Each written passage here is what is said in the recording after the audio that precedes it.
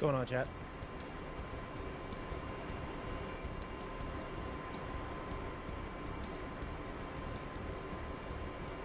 Welcome to another fun and exciting flight night.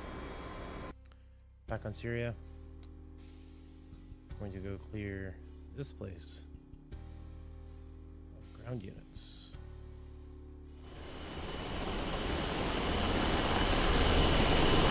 So I might change out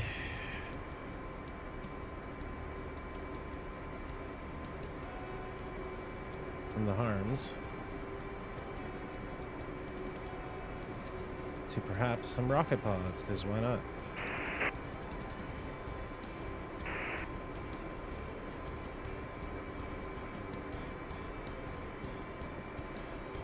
Request refueling.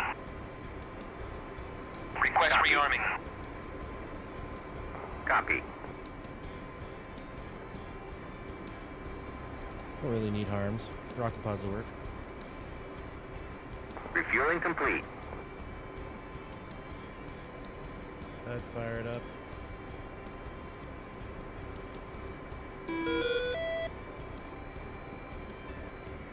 HMD.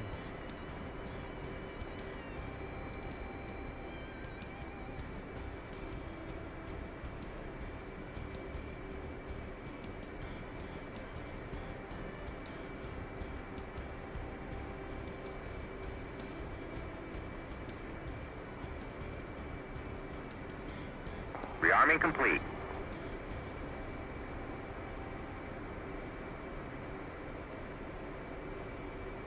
Chief, remove the wheel chocks. Oh, well, I guess I should. Copy. You always stick in the right spot. That would Wheel make sense. chocks are now removed.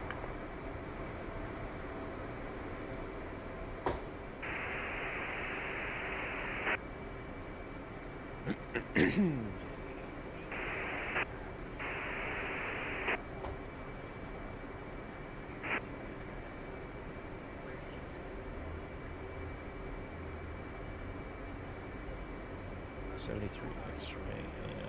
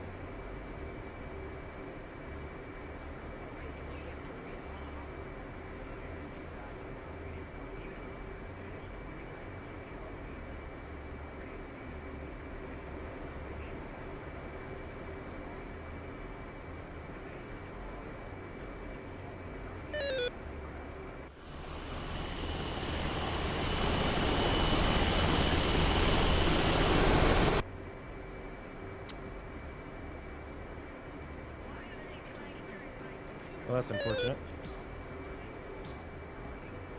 Two different types of rocket pods.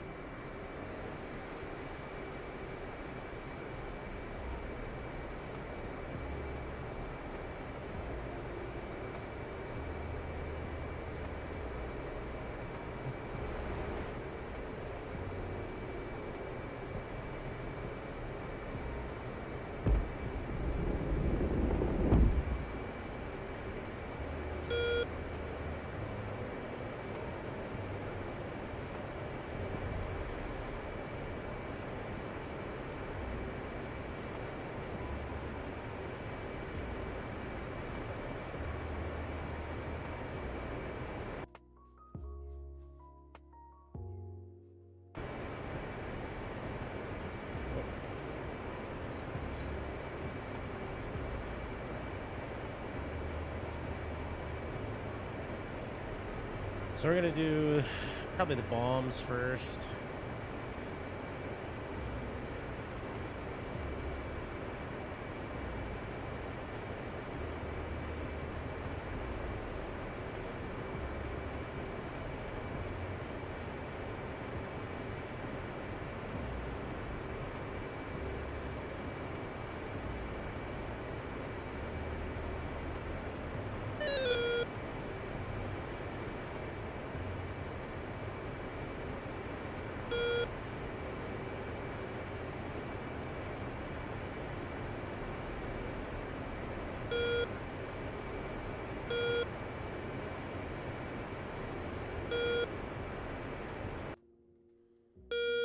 Not 0% chance that we're going to run into some enemy air.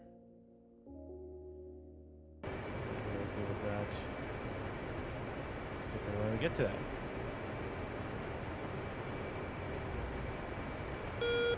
Plus 14 at 0, Mach 04. That'll be this A10. Data link.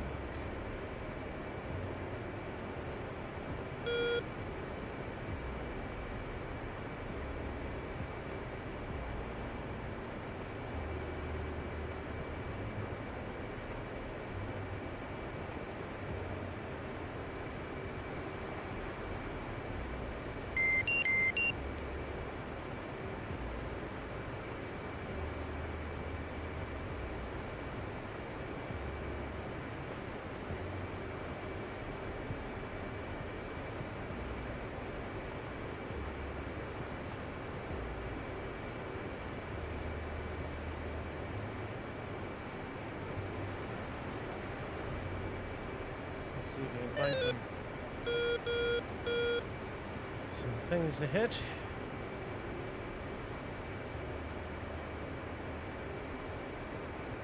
Let's gain a bit of altitude. See if we can get above those clouds.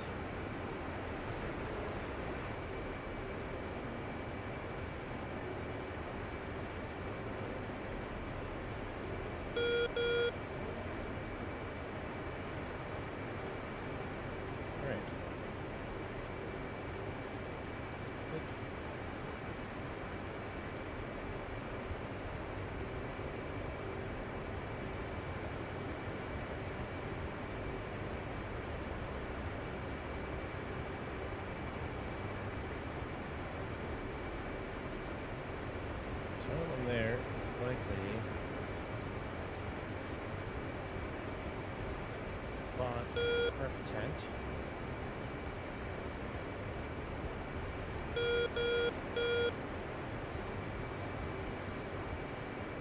Of course, now I'm a little bit too high, and there's another band of clouds. Of course.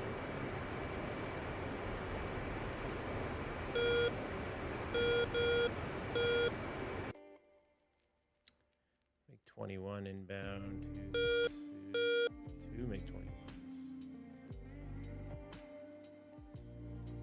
I don't like that idea.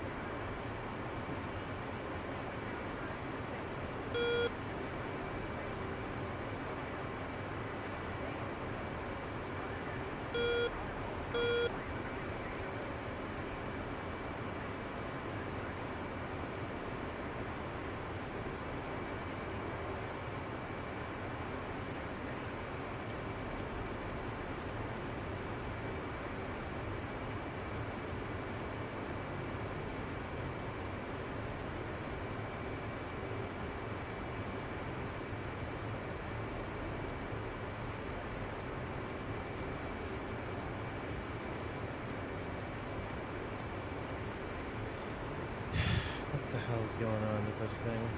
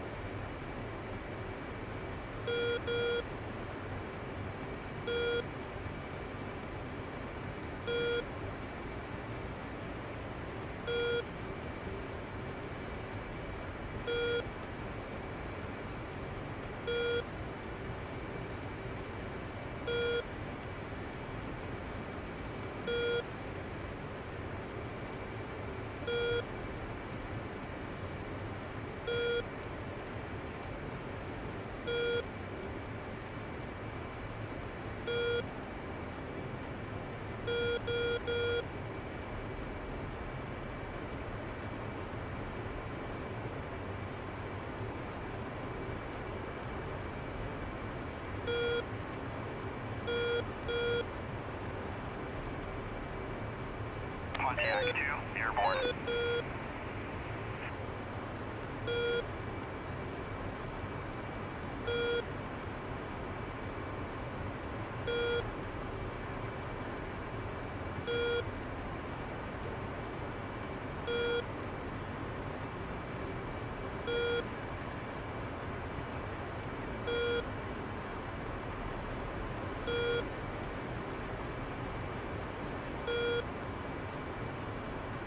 Pontiac 2, you're from the southwest, engaging Sam at Bulls 140 for 170.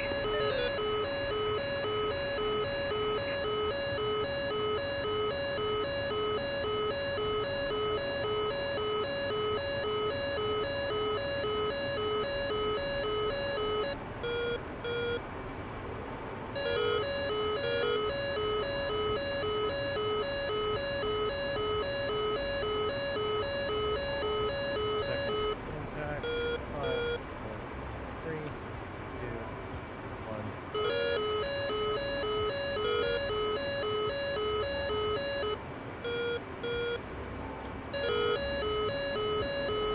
Pontiac 2, telling Sam at Bulls 140 for 170.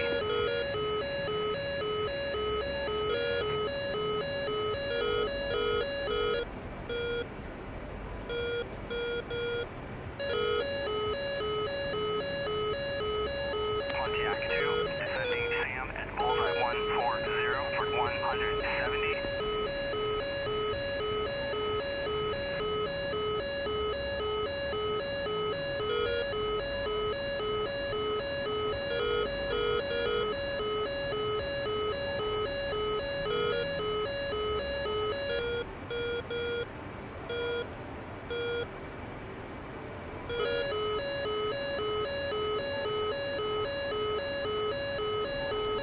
Pontiac 2, you're from the southwest, engaging Sam at Bulls 126 for 190.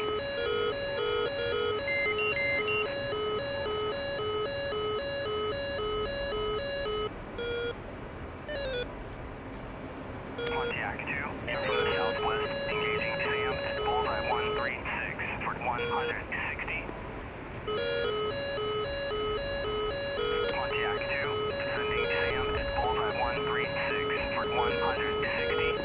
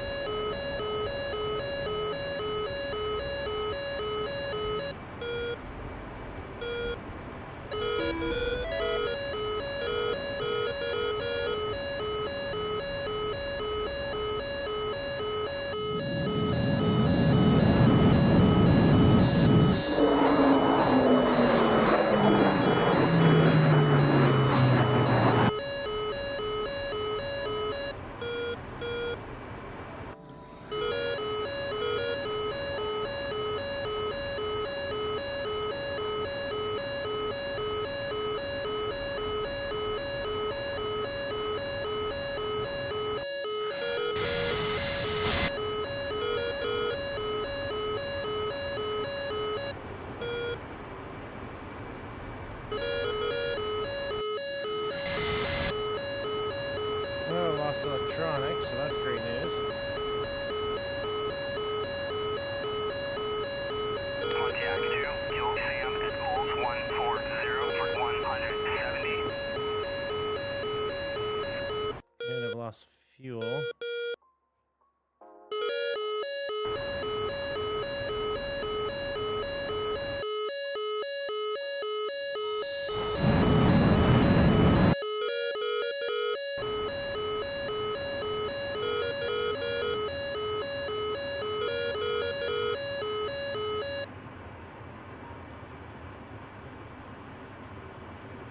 No fuel. Got hydraulics still. Probably not.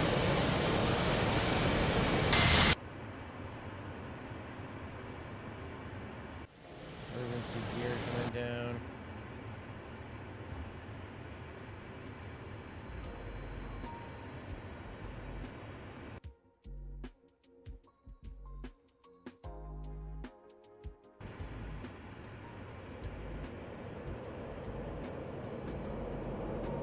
Oh yeah.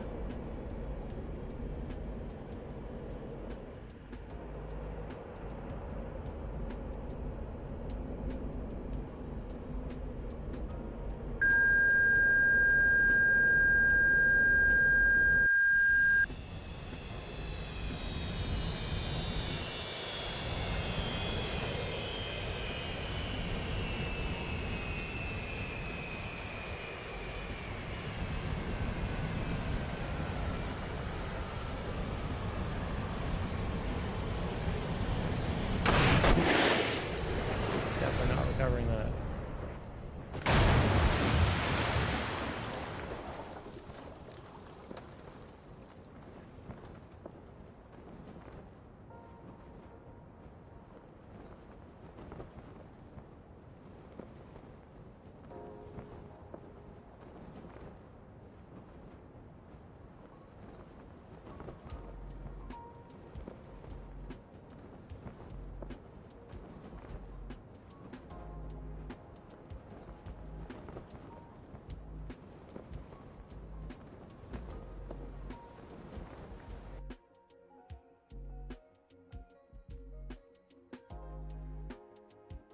BTRs and things are heading to macro.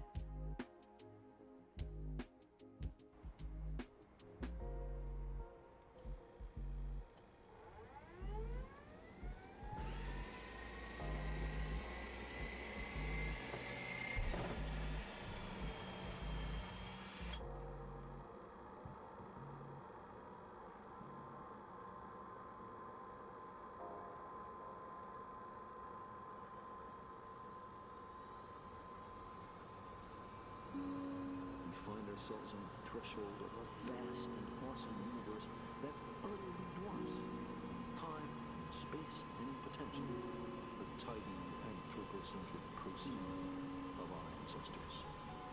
A universe in which every day suns are born and worlds obliterated. We gaze across billions of light years of space. Yeah, and you got me shot down too. It's all your fault. Request man. rearming. Copy. At least that's the story, and I'm sticking to it.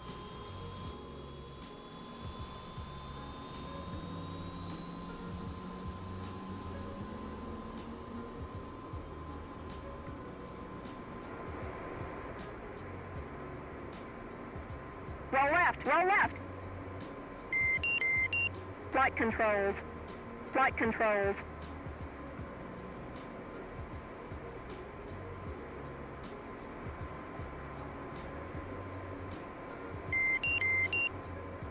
Rearming complete.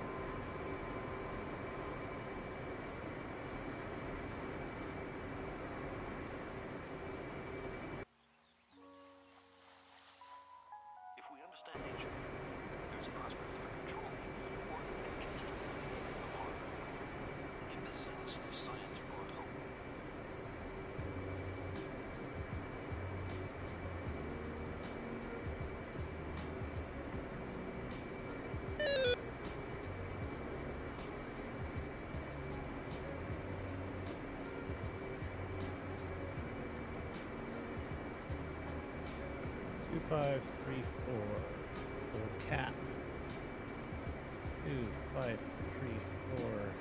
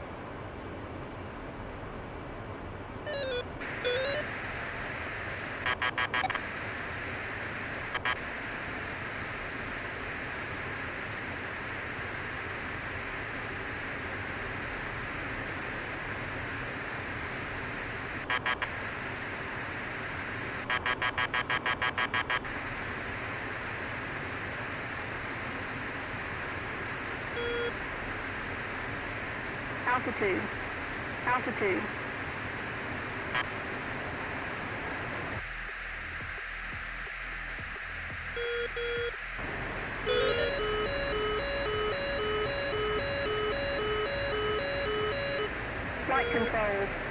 Flight controls.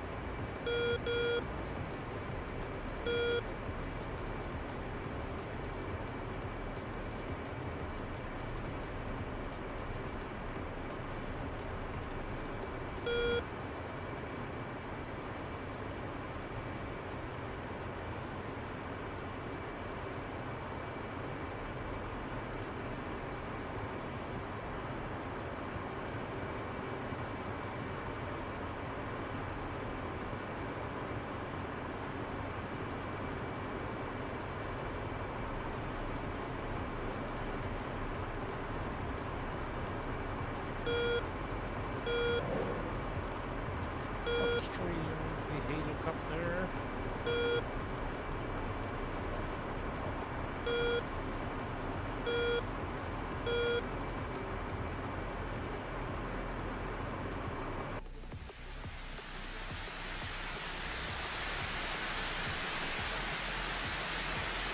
I'm gonna die, helicopter.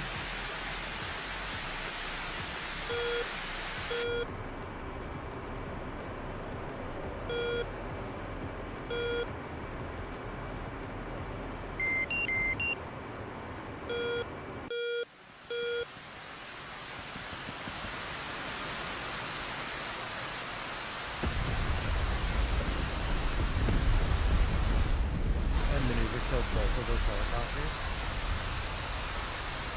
You gotta be freaking kidding me.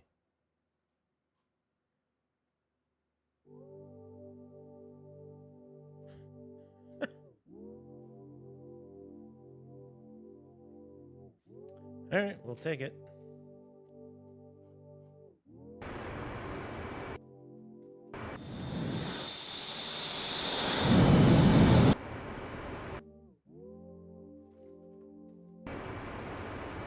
That is hilarious. Maneuver kill on both of them.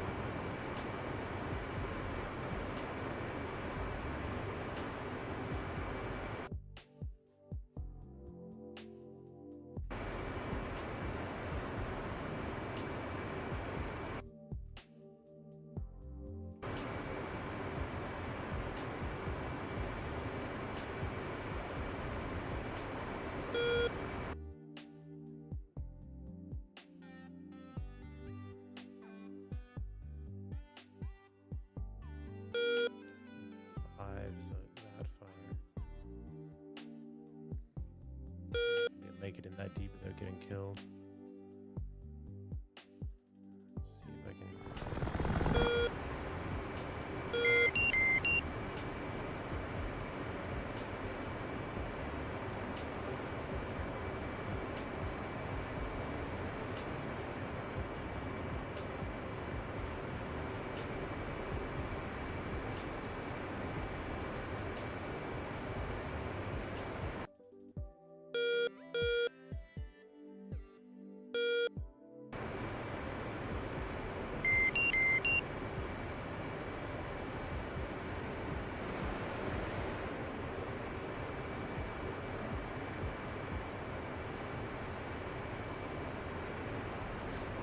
Good old combat air patrols, flying in circles.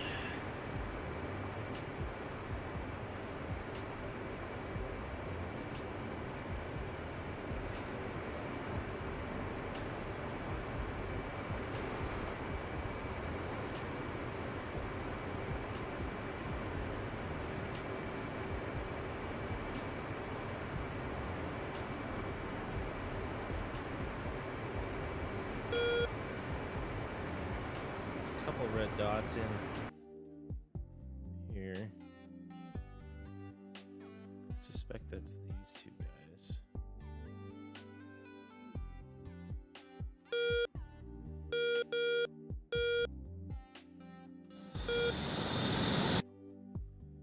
Is it F7?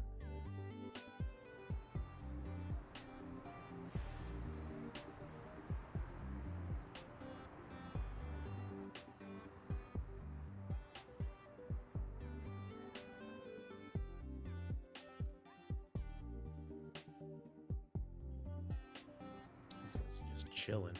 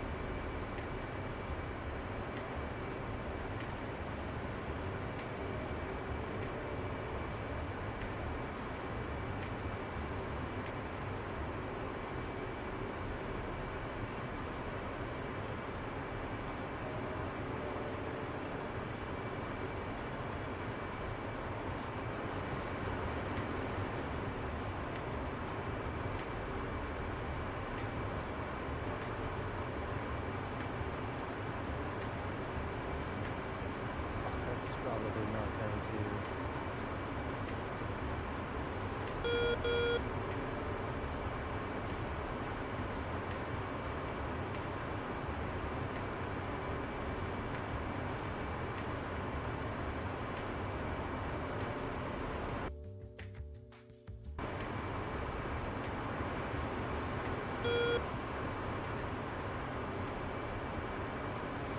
Oh, stupid laser in this fucking thing.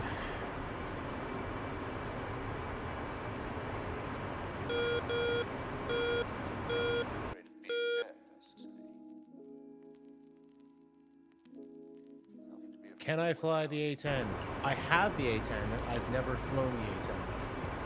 I've been maining the F-18, and then sometimes I'll jump into a F-15.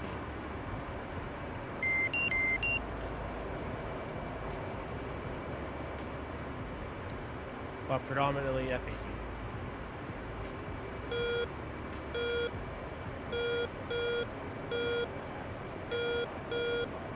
Sorry, correction, predominantly F-18. Honestly, I haven't flown it at all, so I don't even know how to do the startup procedure in it. So the points, I've got some lights and stuff. in my stream setup that they get used on, but right now I'm going with no cam, so you can't really use them for anything. Eventually, I'll get them more items or more things that you can use it for, but I haven't gone that far yet.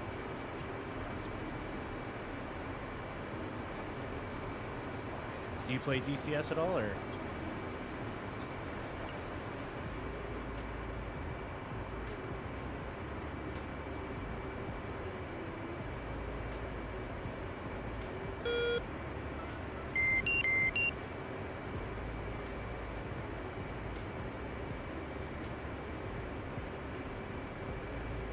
No. Oh, shack something.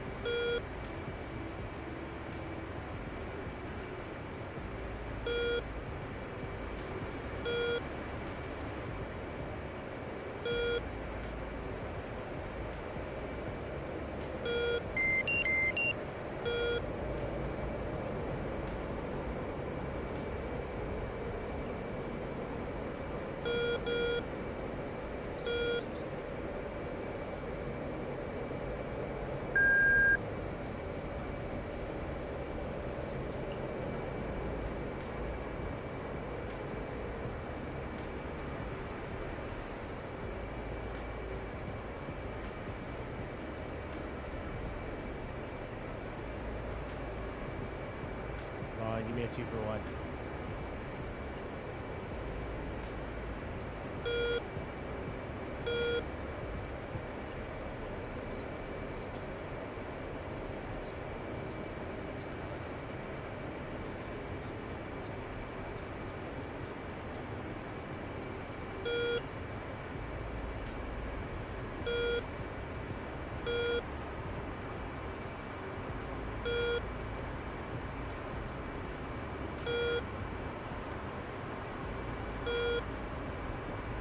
Thanks, man. Appreciate it.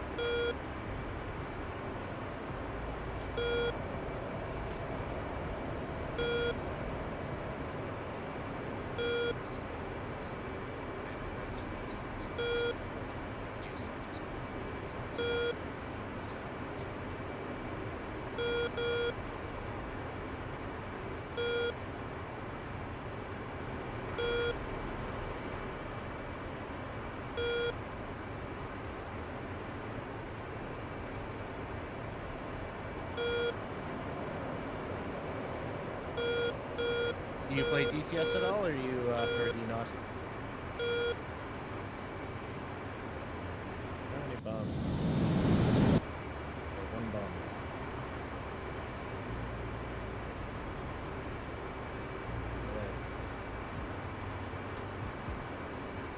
Don't have PC? Yeah, that's fine.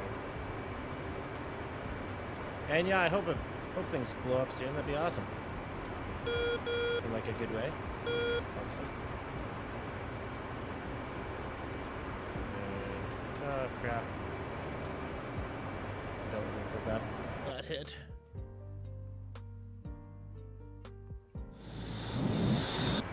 That's okay. Back to captain.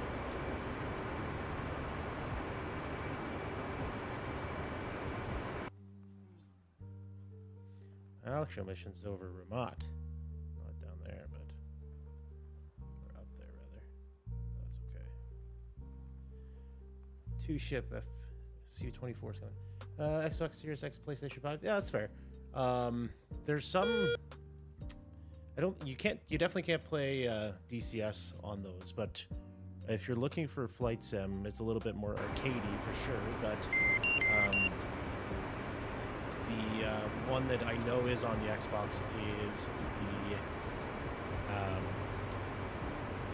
the War Thunder, I believe it is, and it's a lot more arcadey, but you still get a little bit of the fun stuff in it. Oh yeah, what flight sim do you play?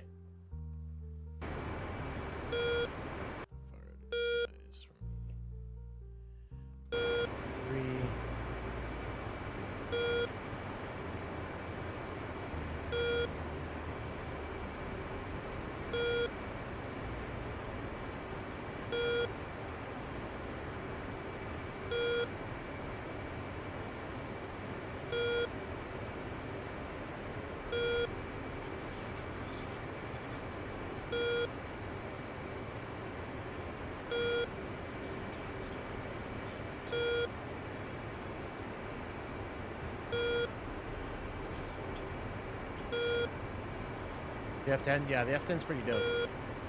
Let me finish this off, and maybe I will see if I can jump in and figure it out. I have, or sorry, the A10, not F10. Good grief. Like I said, I've never flown it, so I honestly don't even know where to begin. It's a lot different than the 18, that's for sure.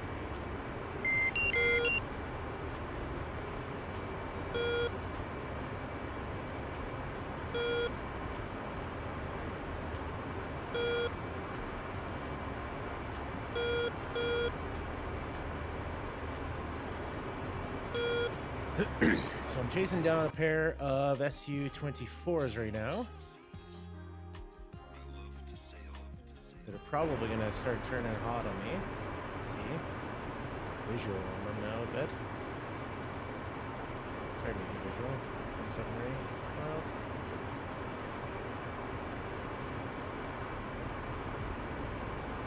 Looked at a lot of tutorials. Yeah, there's a ton online. An absolute ton.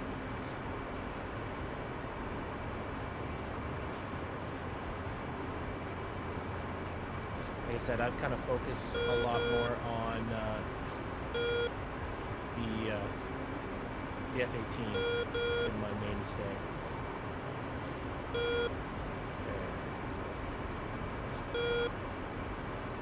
Fox 3.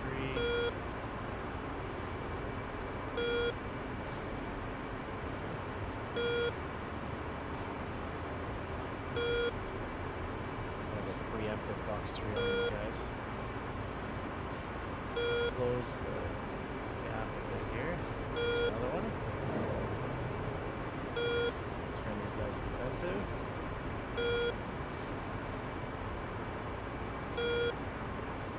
A little missile watching.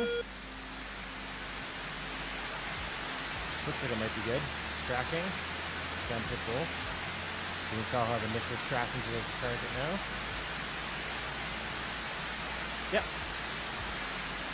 Yeah, you have to have a PC to play DCS, or as far as I'm aware anyways.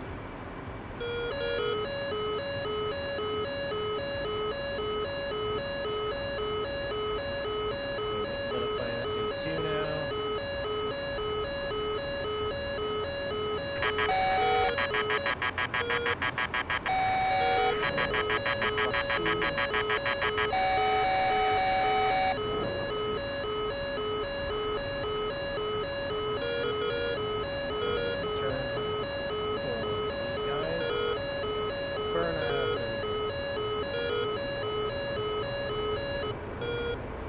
Yeah, that's the problem, right? You end up having to buy a PC that is potentially very pricey. Go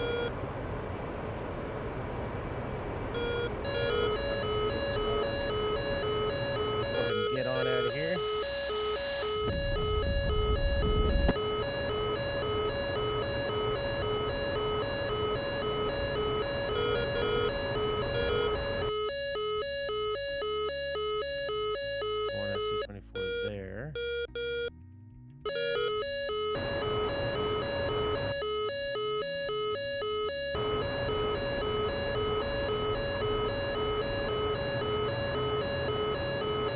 Yeah, it's been... I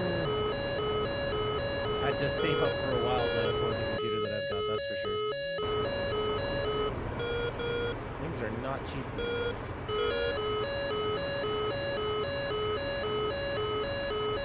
Hey?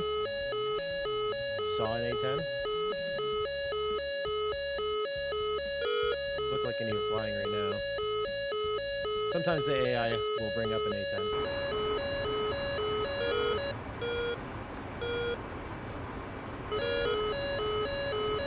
Yeah, it's just a matter of saving up. That's it.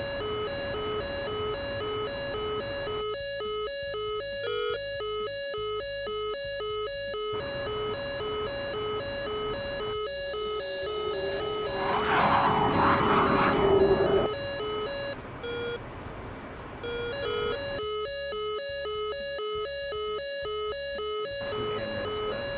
Dodge 9, airborne.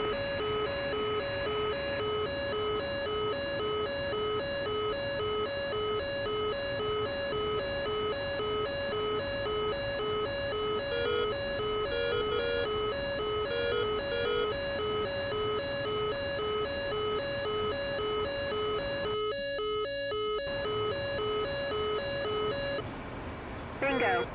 Bingo.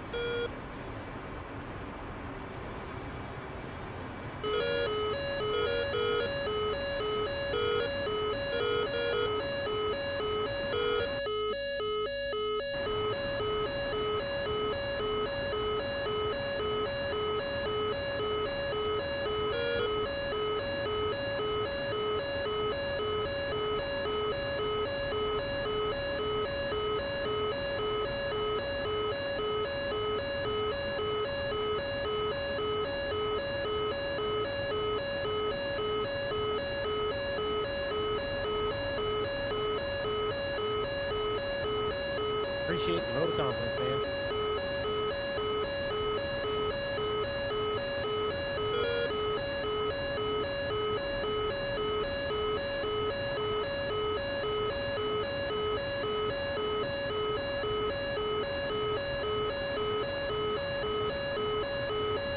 Box 3.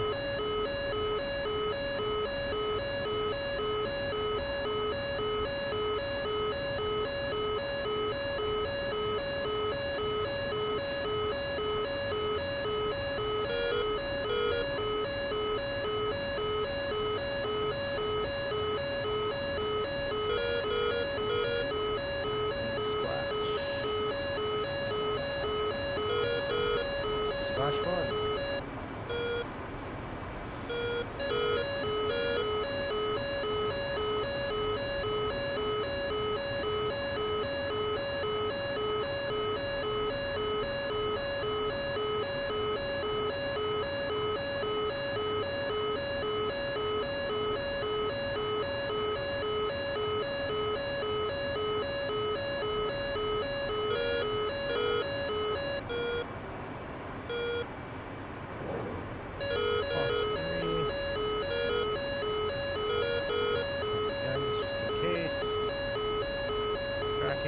Splash 2. Alright. Get the hell out of here.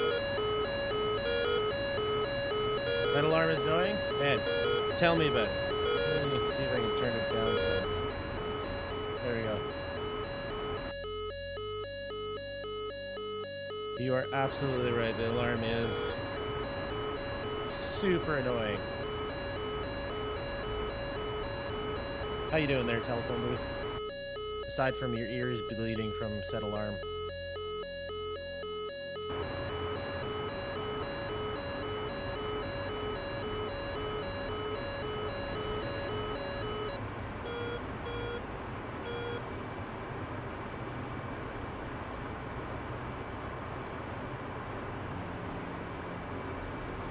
Hopefully the SA2 will leave me the hell alone now.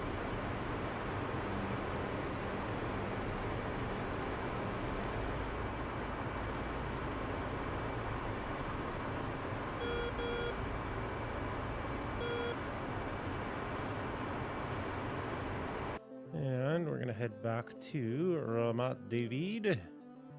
84 X-ray attack in. What's going on?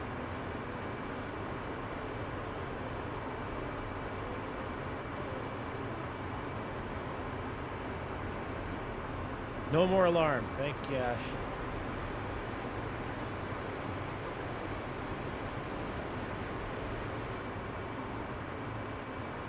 Don't need that freaking alarm nonsense blaring in my ear constantly.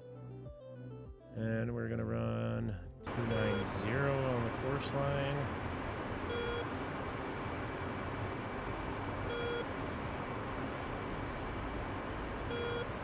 Autopilot going absolutely angry.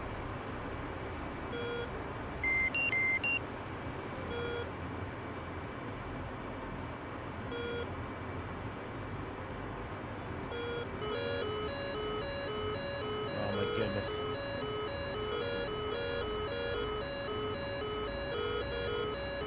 Altitude. Hopefully once we get a bit lower here, it'll Dodge 9, passing waypoint 1 at 11,000. Dodge 9, passing waypoint 2 at 11,000. Oh yeah.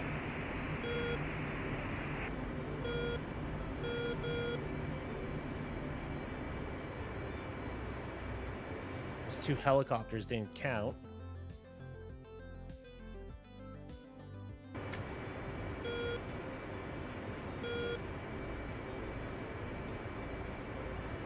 fly around the circles for a few paths here to finish this mission up.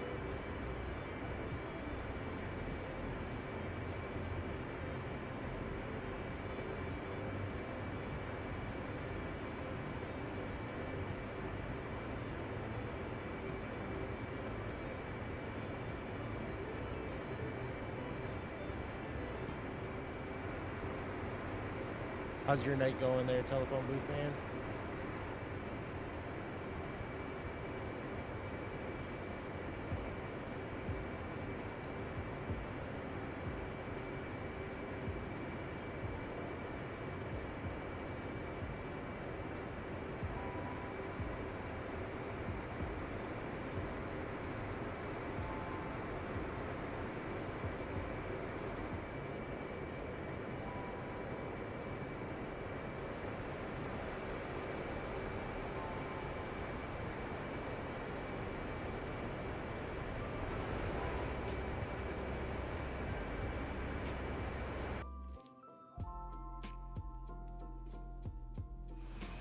An A10 for you, buddy. Pretty strange loadout on the A10. But...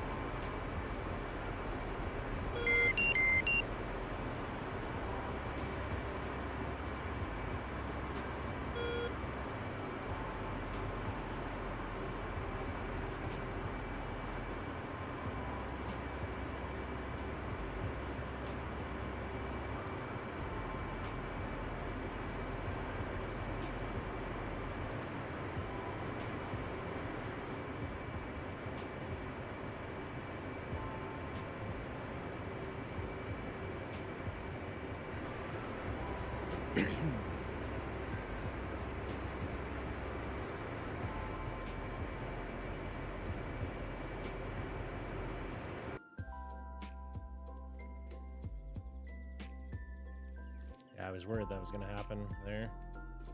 Go back and kill those two dudes.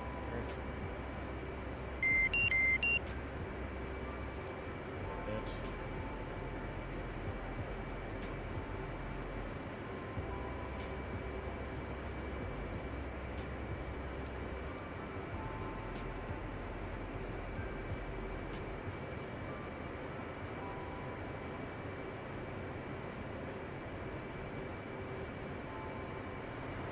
%, getting there.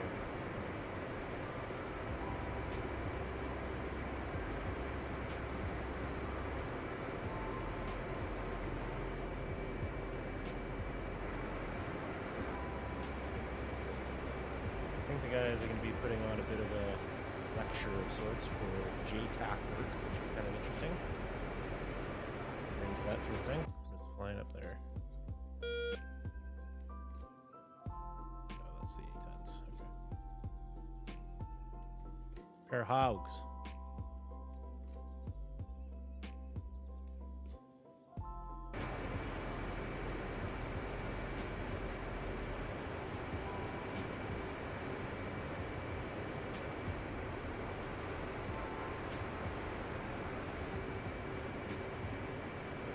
Hopefully my next go around will be able to land. This mission will be done. Low on fuel.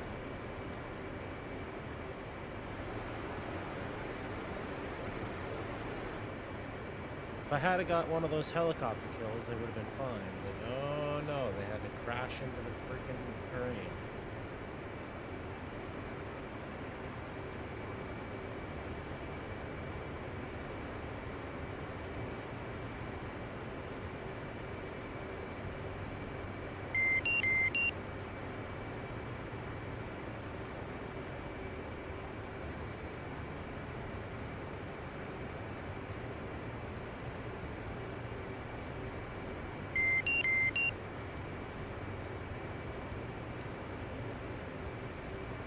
%. Okay.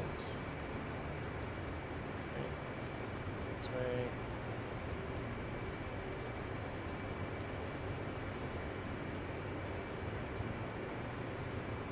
This way.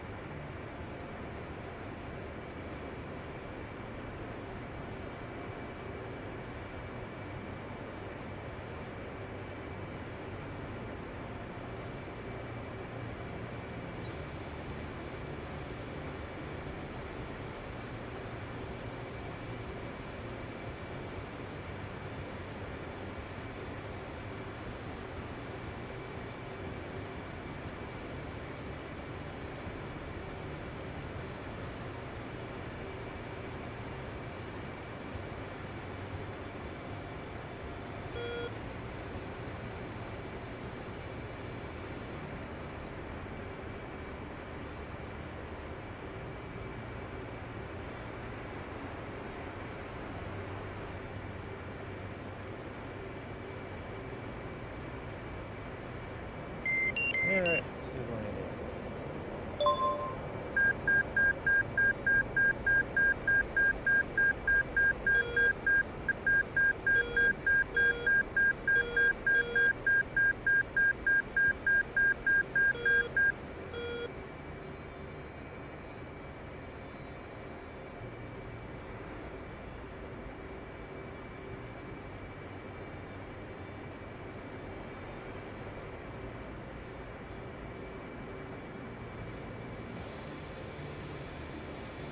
Nice and aggressive Air Force landing coming out of this here.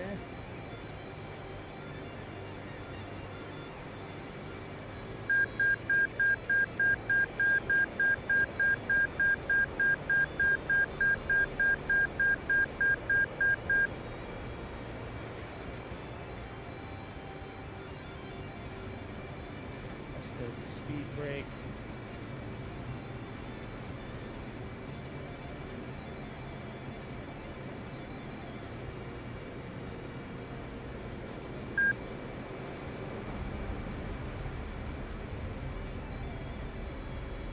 Wildly aggressive landing. Love it.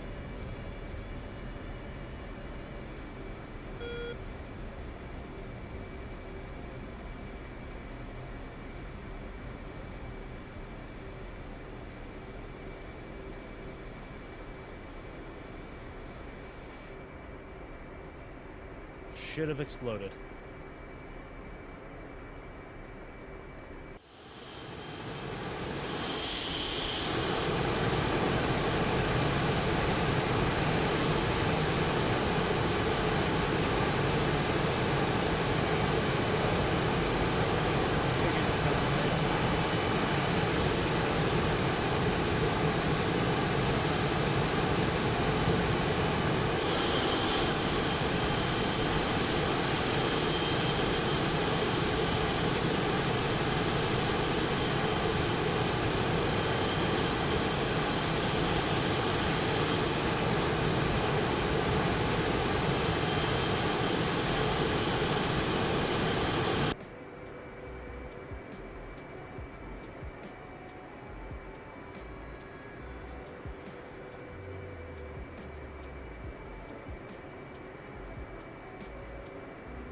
Request refueling.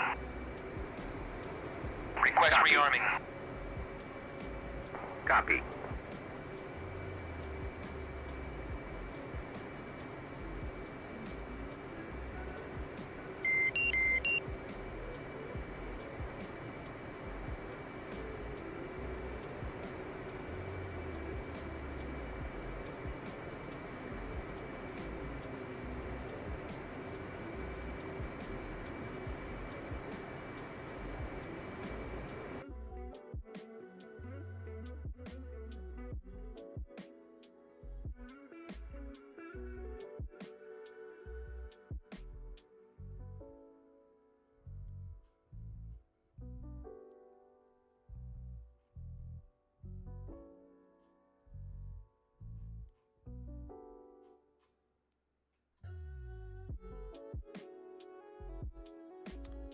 MiG-21s.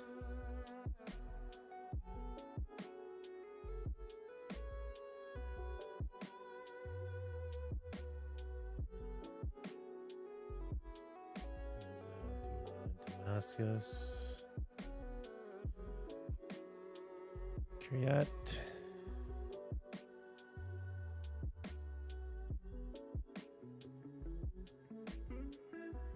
Where on earth is Beirut?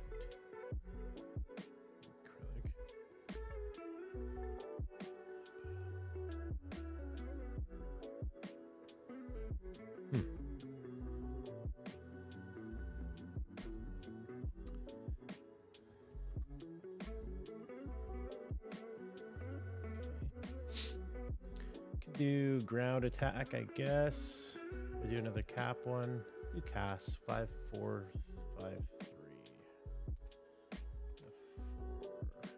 5453.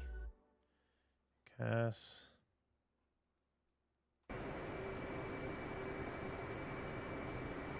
Change our loadout a bit. 9 ground units, 4 bombs.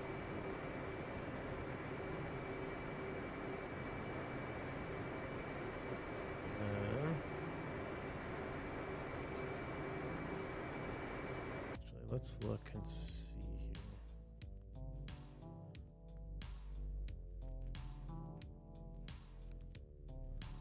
So we do 4 bombs, or bring a cluster bomb and drop it on something.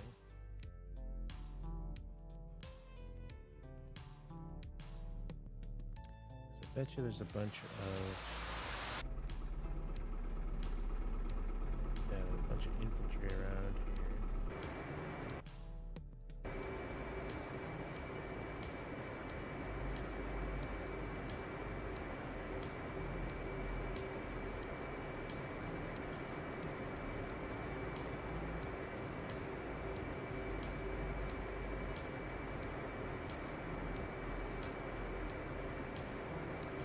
Request refueling.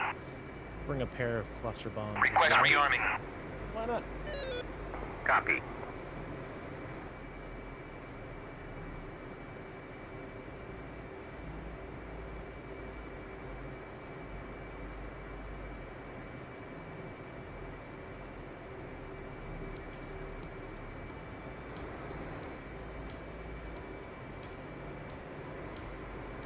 Don't really need that fuel tank anyways, so.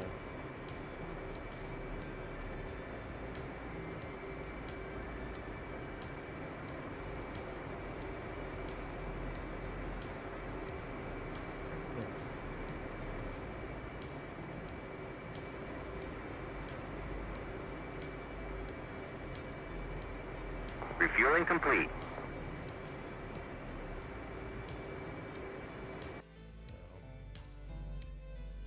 So what I could do is instead of laser bombs, I could do a four JDAMs. Let's do that. Bombs instead of laser, let's do JDAM. And then I'll still have the cluster bombs. Rearming complete. Yeah. Let's do. Request rearming. And then I still got the Copy. air-to-air missiles for those 2 dudes.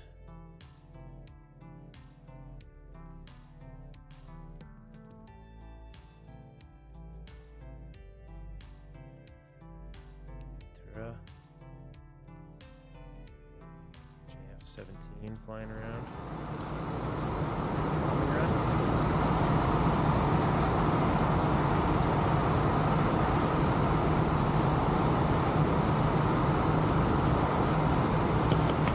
Rearming complete. Crashing to the side of the mountain. Interesting move on that guy's part. Tura, which waypoint are you? Side data.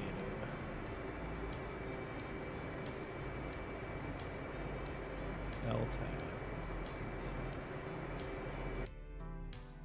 Tura. Alright, rearming's complete. Let's go.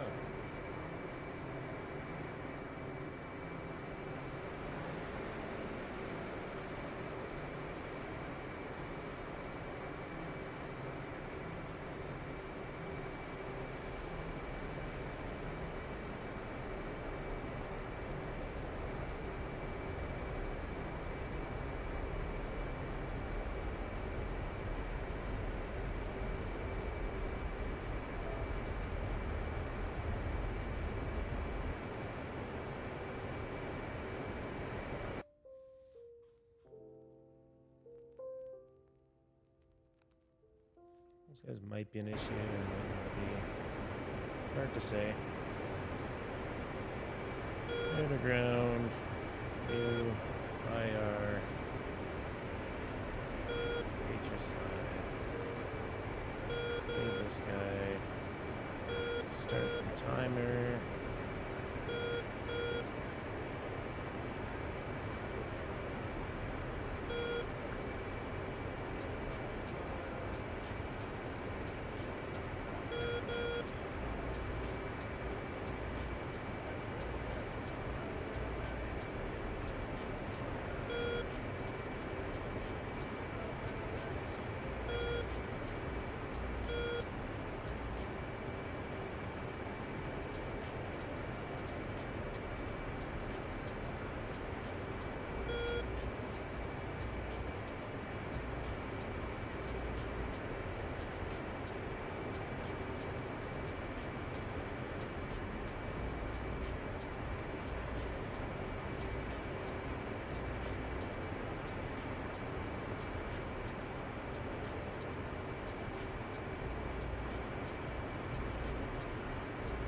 35 miles away from it too. Oh, these fucking SATs.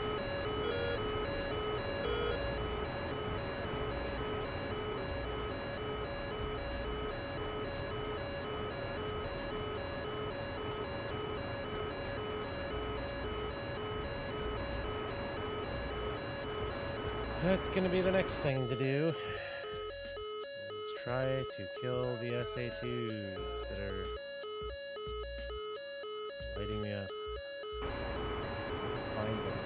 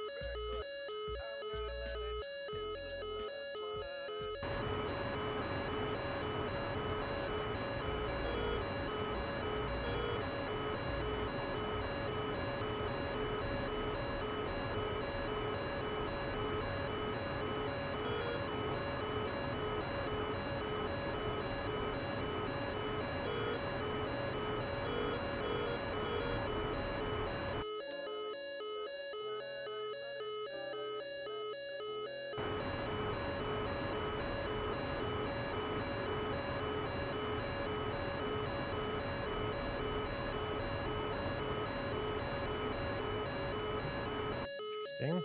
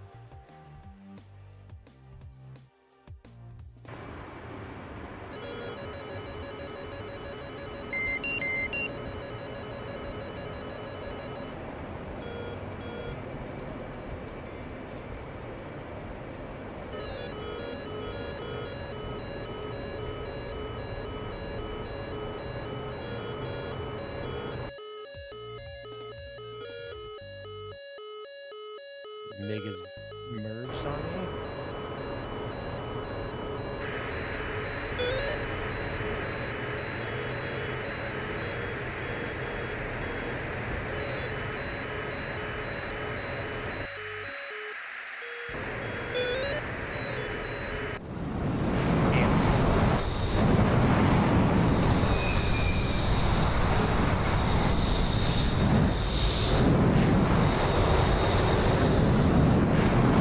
Didn't even realize that MiG was merged on me.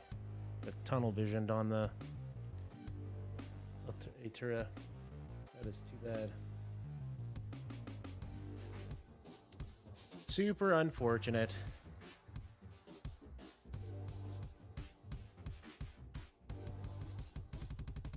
Why didn't this Stinger dude shoot at him? Or that Stinger dude? Lame.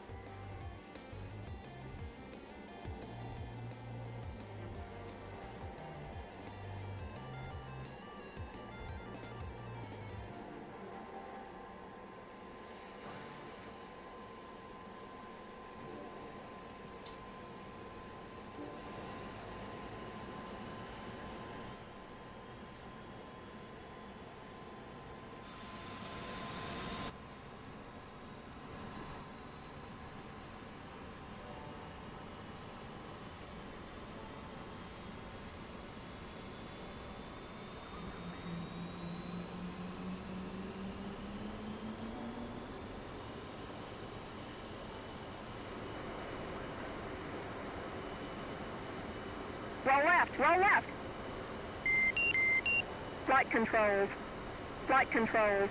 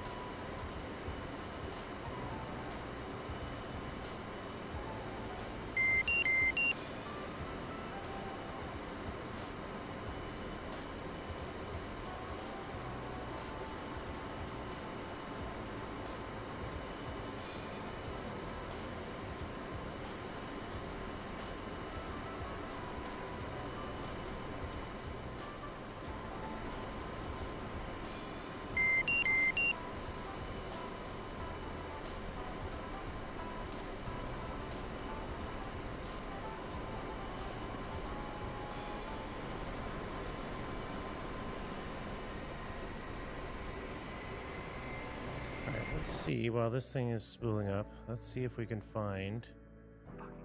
So we still got a MiG in the air there. There are the SA-2.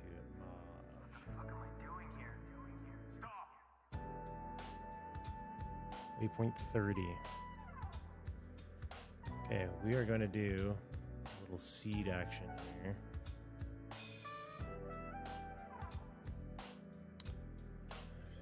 For available missions.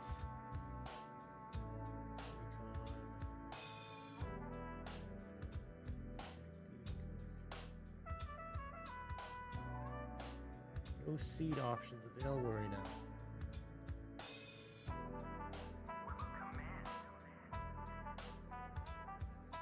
Okay. Well, we're going to do it anyways. We are going to launch 4 harms at those SA-2s. Hope to shit that they get through.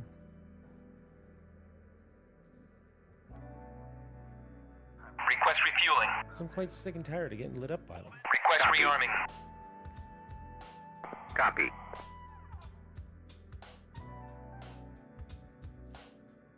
So SA-2's there. Refueling complete. Definitely some in deeper. But not so worried about the ones that are in deeper right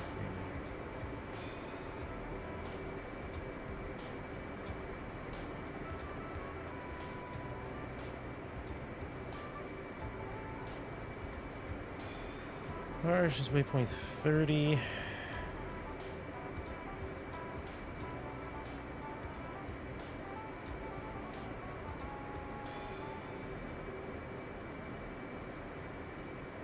Rearming complete.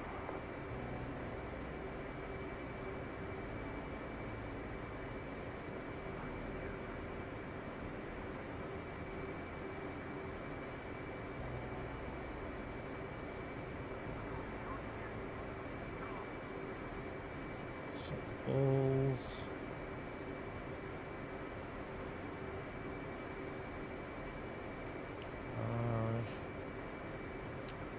We're going to do a pre-brief on SA-2, which is 126. Step.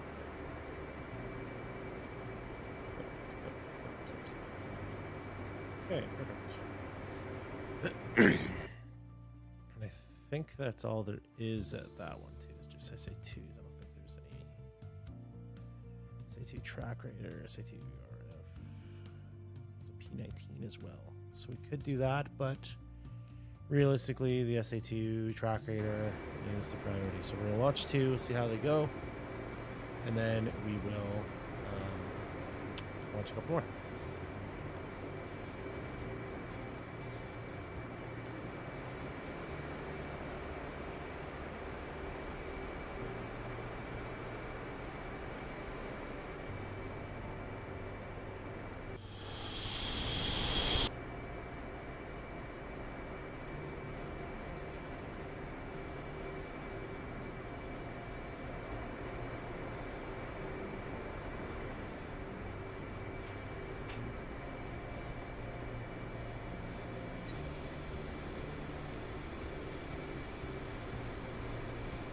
Hello, A10.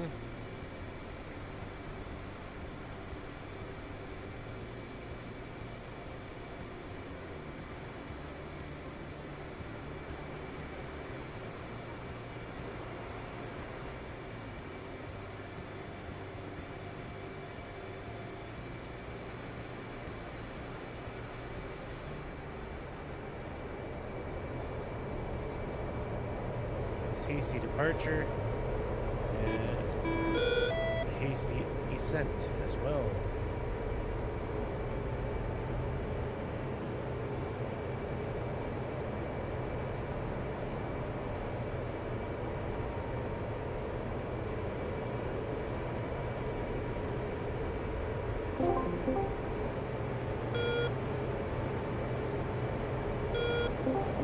How long do you guys' training things normally go? Oh, hello. Oh, I talk fast, so I don't think we're going to quite get a couple hours in, but I will be stopping just to make sure everybody's kind of following along and asking. Let's make it a challenge. Make it last 2 hours. I'll be asleep by then. Sandro, I'm you drunk. take that back, you son of a bitch. I'm already scared, lost, and confused. Maybe crying. Yeah, that'll happen. If you're not crying, are you even trying? Nah. Can't confirm.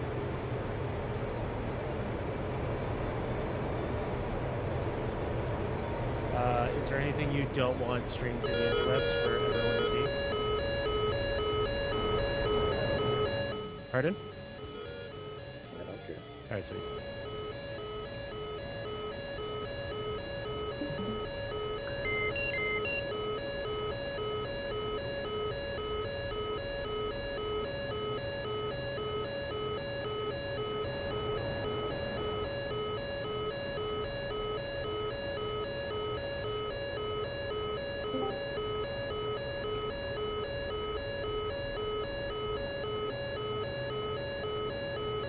So, A10, best plane in DCS or best plane in the world? You sure it's even a plane? Airborne bathtub. Jesus. That kind of makes it cooler. Moisty Boy 1-1 inbound. Does it have a poop chute? Yeah. Oh, we're I didn't even think it was an airplane. I thought it was just a gun with wings. You're not wrong.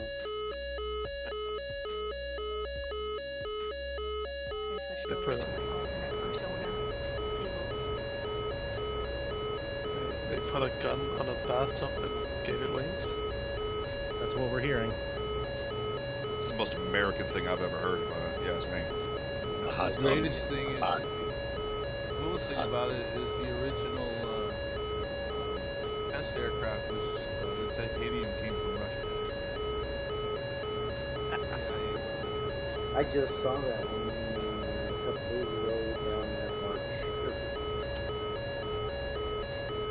I just love the premise of, like, how dangerous can we make a bathtub? And then, boom, A10 happened. Like legit, they probably went, how are we gonna put this 30 millimeter in the air?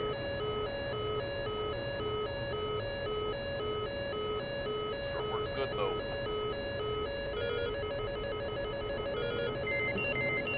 Alright, we about ready to get started?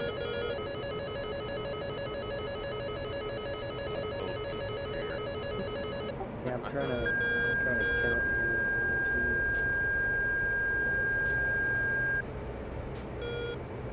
Looks like we're missing some people who signed up. How long do you guys normally wait till you guys start? Not very long. Like 2-3 minutes. Not more than 5 minutes. And at 6:35 we will start.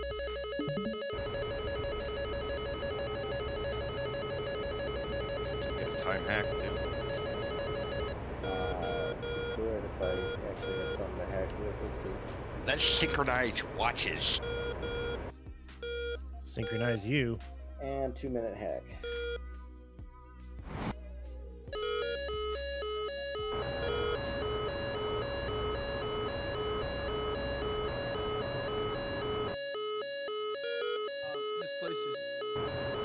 first place, is there anything we should have like the copy down at like a 9-line, or is there anything that you're going to talk about that we should have ready to go? No, because I'm more the try to keep it simple, stupid type. Meaning, in an aircraft, yes, you would need something to write on. You would need the pen to write with, because you're going to be taking down lots of information. I say lots, it's really not all that bad. Right now, everybody can kind of see my screen, right? Yep. All right, cool. And we can see Vixen too.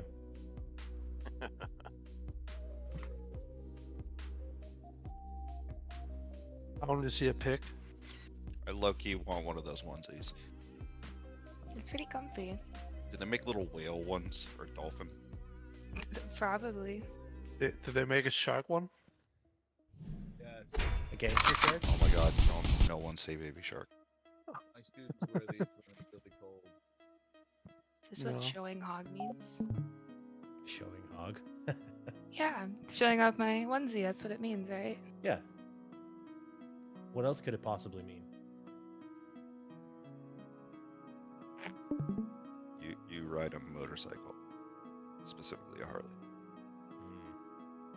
But then you have to be as loud and obnoxious as possible. That's the case. Oh, I love them so as one much. does. As per protocol.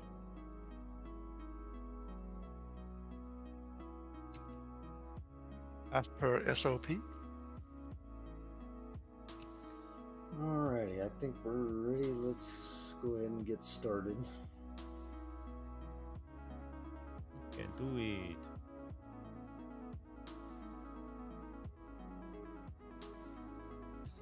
Alrighty, kind of talking about what I was mentioning is I like to keep things very small and very easy for people to learn. So with my guys, with the A10s and stuff, as I'm teaching them FAC A and kind of how to control FAC A, I don't like overcomplicating things, because when you start overcomplicating stuff, it becomes less safe. You just want to keep people safe. You want to make sure that what you're asking for is what you're getting. So you'll see a lot of, like JTAC or 9 lines that have a bunch of different information, bunch of different remarks, things like that. It's pretty much as simple as what you're kind of seeing here. I got 1, 2, 3, 4, 5, 6, 7, 8, 9 boxes that I'll generally fill in. Okay. Most of the time it starts with target elevation, target Lola. Do I have to actually explain what Lola is? I haven't heard of it. Okay, so Lola is basically just your longitude, latitude. When you're referring to Lola, that's basically just saying target's location. Okay, so where Got it's it. at. Doesn't have to be longitude, latitude, just has to be target's location. For some of the other flights, I think most of you guys are 18s, right? Yeah. So some of the other flights and stuff like Mirages, some of the Vigans, they have to kind of go, well, Vigans go Lola, but some of them have to just be amount of miles in a certain direction away from, so we have to do kind of like offsets for them. And I think that's actually Spectre that we have to do the offsets for. With that, we can take decimals too, but offset is easier to do. Right, I got you down, I think, as decimal and offsets. I don't know if you guys are looking at my little call sheet here, and I don't know how, if it's available for you guys to see or not. But this is our little call sheet that we're using for 44th when we do FAC A. And obviously some of these I need to kind of fill in a little bit more. Some of these guys are, air to air, so I don't need to worry much about them. But ground and pounders, you guys will be getting added on here and stuff. You guys need to start knowing how we're either going to give you the information or how you're requesting the information to be sent to you. So if you guys are not comfortable sending it one way, us A10s, we have to kind of figure out how you want the information delivered.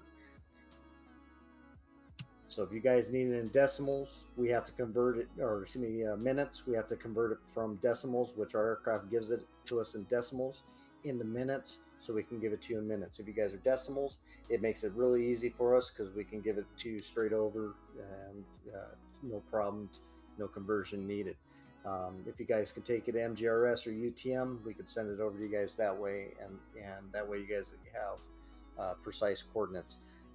That said, it still will determine whether it's actually the target is being marked by laser, smoke, whatever, and it'll differentiate on the different types of controls, and we'll get into the controls and everything else. Okay, but as far as actual just keeping it simple, this is as much as you need.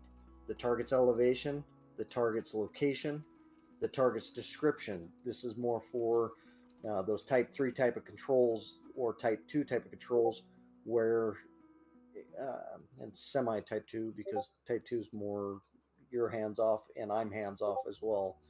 But type 3 controls, you have to kind of know what the target is. And then basically any type of remarks, cautions, all that, and we'll get into that as we go. I guess it'll probably be easier. Let me switch my screen back over to DCS, and I'll talk about the different types of controls. Yeah. So we can do basically take them in we can take them in decimal seconds and MGRS, either in precise or non-precise. So it's honestly whatever is easier for you guys. We can take them everything. Yeah. I don't think that switched. I think I have to do that. It's still showing my web screen, right? Yeah. Damn it. Do you guys have an SOP here about using keyhole versus traditional egress points? Keyholes are usually done very specifically, and let me talk about the different types of controls, because that'll help with keyholes and kind of it'll explain it a little bit better. Yeah, let me explain keyholes with once I get the types of controls in here.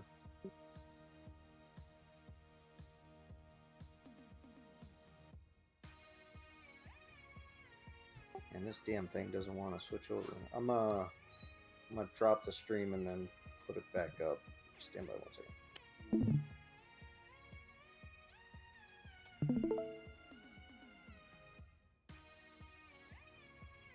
All right, you guys can see DCS now? Yep. All right, cool. All right, so just talking about the different types of controls, let's start with the most common one, which is type 1. Okay, so for type 1, let's say you guys in F-18s are actually attacking, and you guys are attacking on the AO1 here, okay? What's going to be happening is you guys are going to be flying in from whatever said direction, and it doesn't matter. I just have this set up for how we have done training in the past. And you guys are coming in from this said direction. You do not have to have any type of visual knowledge of any targets inside of AO1. You are completely hands off. The only thing as a pilot you have to concern yourself with is if you have good INS alignment, or you have good GPS updating to your INS alignment. And by that I mean you have to have 1.0 or better on your INS alignment to go weapons free on a sight unseen type 1 control. Everybody, I don't have to explain that any further. Everybody knows what your INS is and the varying grades. Yeah, we'll just see. I'm unsure if we can actually check the status in the air.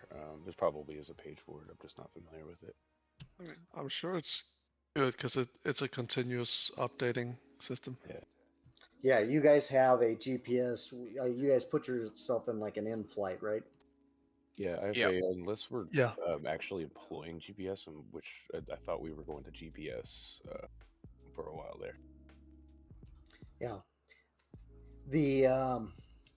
And again, that doesn't matter as much as long as you have good GPS or good INS coordinates. As long as you guys can verify that you guys have good coordinates, that's the only thing that requires out of you guys for type 1 type of control. If you don't, let's say you have INS only and you're at like 1.2 which I think the F-18 screws down to 0.7? 0.5. 0.5. 0.5. Okay. Wow. All right. Very precise jet. So you guys screw down to 0.5. So as long as you have 1.0 or finer, you guys are allowed to go weapons free on this AO1 without actually having seen the target. It's just basically you fly it, you press the pickle button when you're in your release parameters, and off you go. You never have to even see it with the targeting pod, nothing. You can just bomb it, eyes free. Everybody understand that? Mm-hmm. Okay.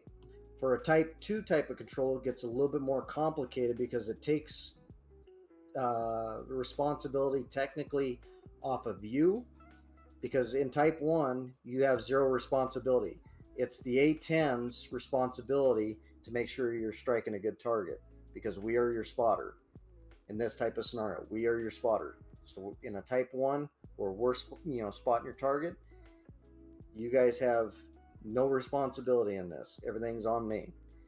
In a Type 2 type of situation, technically it's off of you, and technically it's almost off of me too. Let's say you have unarmed Humvee Jeep. We have this guy down here, and he's getting shellacked, right? It's a Humvee Jeep, and he's now pointing a laser into the AO, okay? If I'm over here and he's called me in and he and I are talking back and forth, if he and I are talking back and forth and I'm having comms with him and I'm now relaying what I'm hearing from him to you, and I now got eyes on, I've now seen the target, but now let's say I've flown off. Type 2 type of controls, I don't even have to see the target. Let's say he's got a laser and he's painting that target with his laser. I can call you in, and this is where keyhole is going to kind of come in, because I don't want you coming in and overflying him where you could potentially weapon release early and kill him. So in this type of situation, I would be keyholing you. Let's say you're responding from over here because you're just off doing something else, and I found you on, that you have some weapons I need to play with, and I'm all out, and I need you to come strike this target for him. If I call you in, this is going to be a right turn in where you're going to be coming in and keyholing from your position here as you respond in, and then you're going to be a right turn in, right turn out, right? That keeps the area clear where you're going to be coming in this way, and then right turn on, right turn out. And again, that's actually more with him here because I don't want you overflying him. Does that make sense? Yep. So you're going to be coming in this way, coming down this way, striking, and then turning out. Okay? And again, that's going to be something that's set up on a Type 2 type of control, because with Type 2, me and this guy may be talking and getting all the information we need to strike whatever it is he's got down here. More often than not, this is going to be something that's like a heavy armor target that needs to be gone, right? Or structure that needs to be gone. And if I don't have enough on board, I'm going to be calling you guys in to take care of this. This is a Type 2. If I all of a sudden get a good target and I confirm that, yeah, what this guy is telling me is, pretty good, technically I no longer have to have eyes on myself, knowing that this guy is painting this target with a laser. You guys understand that?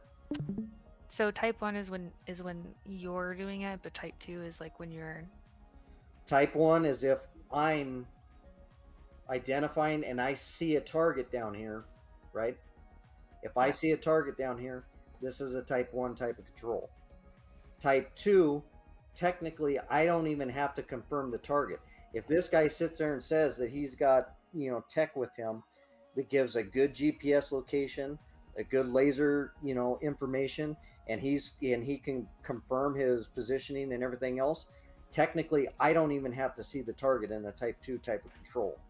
I don't have to see it. All I need to know is that our communications are good. I'm understanding what he's given me, and then I give it to you to make it happen. Does that make sense? Yeah. So Type 2 is kind of more of a pass-through type of situation. Now, moving on to type 3. Type 3 is where you actually have to see the target.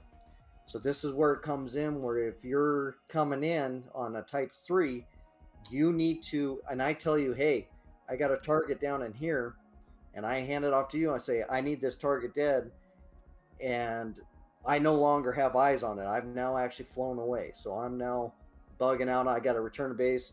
I got, no fuel left or whatever, and I'm still on comms just to kind of clarify a couple things. Okay. You now actually have to take type 3 type of control and actually get eyes on target. You guys understand the 3 different types? Would you like talk us on via description?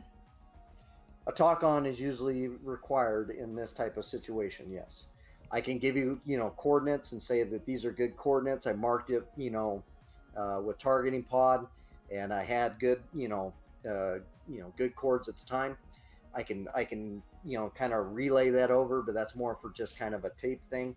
It's mainly as you actually have to get a target. You have to identify a target and agree with me, because this is actually all on you guys.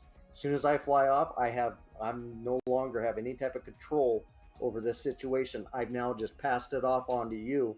And if you weapons release and let's say you end up killing a friendly tank or something like that, technically the responsibility falls on you, because you were supposed to VID the target.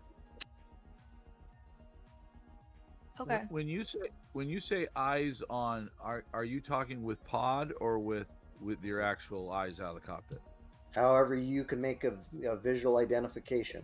If that's targeting pod, again, this is where sometimes some people, I don't know if you've seen any kind of ID things. I posted one to 484 channel not long ago where there was an issue with A10s and a British vehicle tech that got destroyed, and it was a blue on blue incident. And in that incident, there was some miscommunication. It wasn't quite this type of control where it was a pass off to another person. It was more of a, type 1 type of control, and the hogs were taking care of it themselves. The problem is that actually falls under type 3 too, because they're making their own assessment versus like VID. Does that make sense? It does. My question is more directed at, if you're the fact, right, and you're got a guy coming in under type 2, right? You have control of him, you see it, and for whatever reason, cloud, the orbit, whatever, you lose visual. I guess then you would say it switches to type 3, correct? Type 2, technically, type 2, you're getting kind of mixed up. Type 2, I don't even have to have eyes on it. Type 2 is going to be somebody that's actually from the ground, like either a scout, somebody that's done like a in the Marines, the forward. It's been a lot of years. Forward, what do they call them? JTACs and forward control. Forward observation post. Forward observation post. Forward control is what they used to call them. Yeah, forward control's old. Yeah. Yeah, that's the older term, was forward controller. So the forward controller, that used to be the old Marine terminology and stuff for having. Now they're more known as like JTAC. Yeah, that sounds about right. But if you had a forward controller or JTAC on the ground, yeah, can you with blame some them, type of equipment or whatever, I would too. They're the ones. That's type 2 type of control. I don't even have to see that. I don't have to see it. I don't have to see what they're doing, as long as they're passing off that information. On type 1, yes, I have to see it. You don't. So I have to see the target. All the responsibility falls on me to VID this target in a type 1 type of control. So if all of a sudden I do get low, it does, and I have to RTB or whatever, that type of control can then flow from a type 1 to a type 3. So to answer your question, yes, but it's not a 2 to 3, it's a 1 to 3. Got it. Does that answer your question? Yeah. I got. Appreciate it. Yep. Does type 1 necessitate like a laser? It can. It doesn't have to be. And again, that's one of those things where in the remarks, you're going to be talking about whether it's marked by, laser, it's marked by smoke. If I shot, white phosphorus down there because, my target pod isn't working, because most of them don't. Most of them get, broken up, whatever issues with it, overheated, whatever the problem is. The gimbal fucking turned too hard. I hit a bump, whatever the hell it ends up being, and my target pod is not firing the laser. I may mark it by other means. Now, the problem with that is if I mark it, now I'm going to have to get you to kind of go agreed. eyes on with my smoke. There's so and many now it incidents moves it of from a that sort type of things 1 happening. I control to remember a there type was 3 because now you're VID-ing my in smoke. Afghanistan, there was a group of Canadians that were killed in a friendly fire airstrike. Does that make sense? Well, yeah, but then that wouldn't be a type Years 1 ago anymore. now, but yeah. Correct. So Very good. So these types of controls are going to be fluid. And again, all it goes back to is if you're on comms, let's say, and you're asking for permission in a type 3 type of incident where you have good visual on the target, and you're asking for basically, weapons hot in this type of situation, and you're just basically confirming that, yeah, you got eyes on the target, you've correctly identified the target is, BTR, T-75, whatever it ends up being, then you're in your own type 3. So it can flow from a type 1 or type 2 to a type 3. Does that make sense? All the type 3 is, it just puts the responsibility on you. And when the responsibility is on you alone to release that weapon, you have to VID it. In a Type 3, does the CAS aircraft, do they communicate directly with the JTAC, or is Olympus no longer in the loop? On a Type 2 control, Olympus will always be in the loop because they're the ones communicating with... sorry, Type 3. In Type 3, yeah, technically, I could be even out of the loop.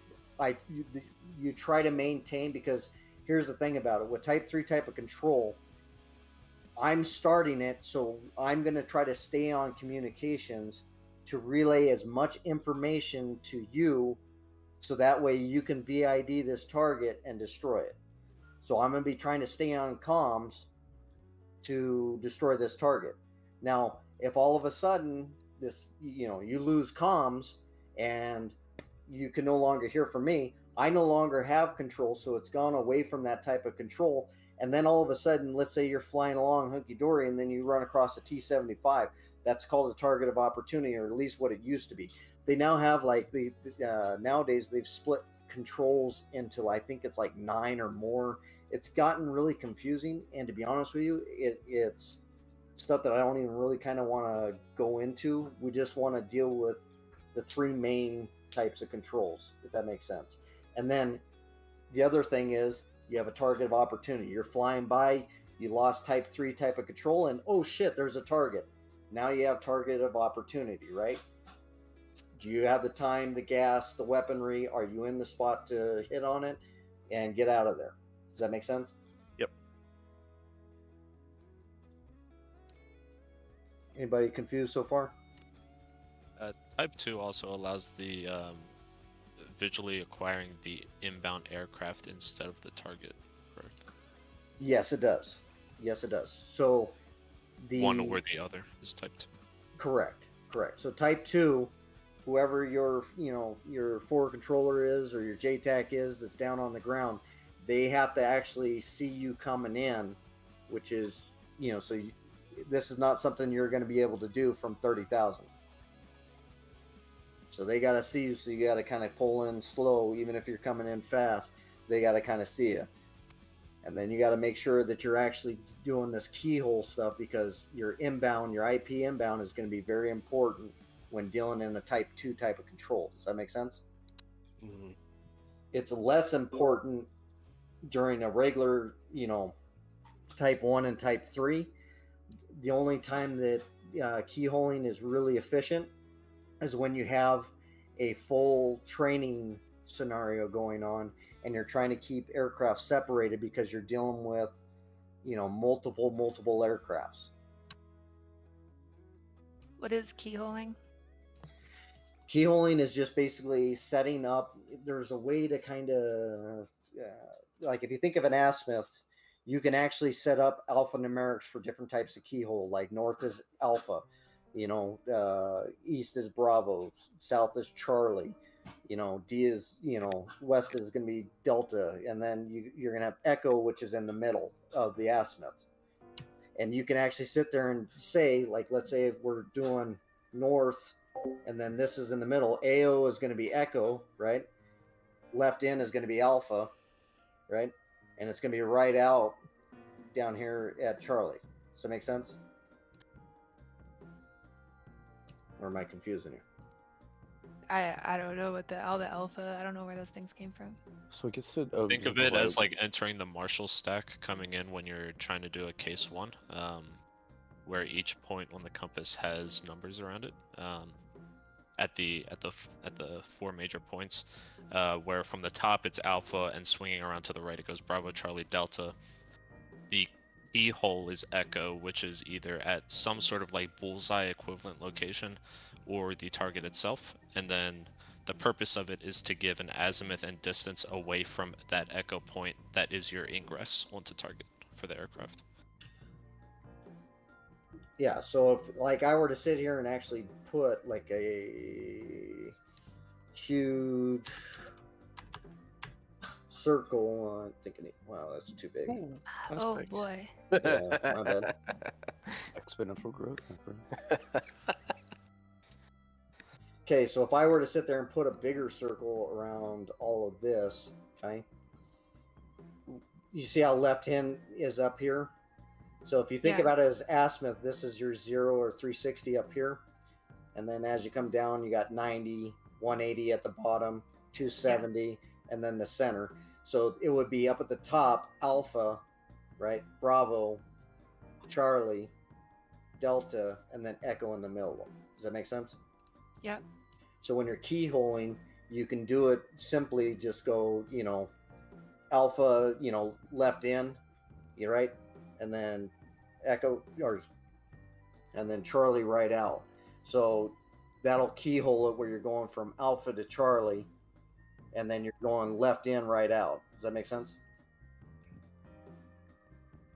Okay.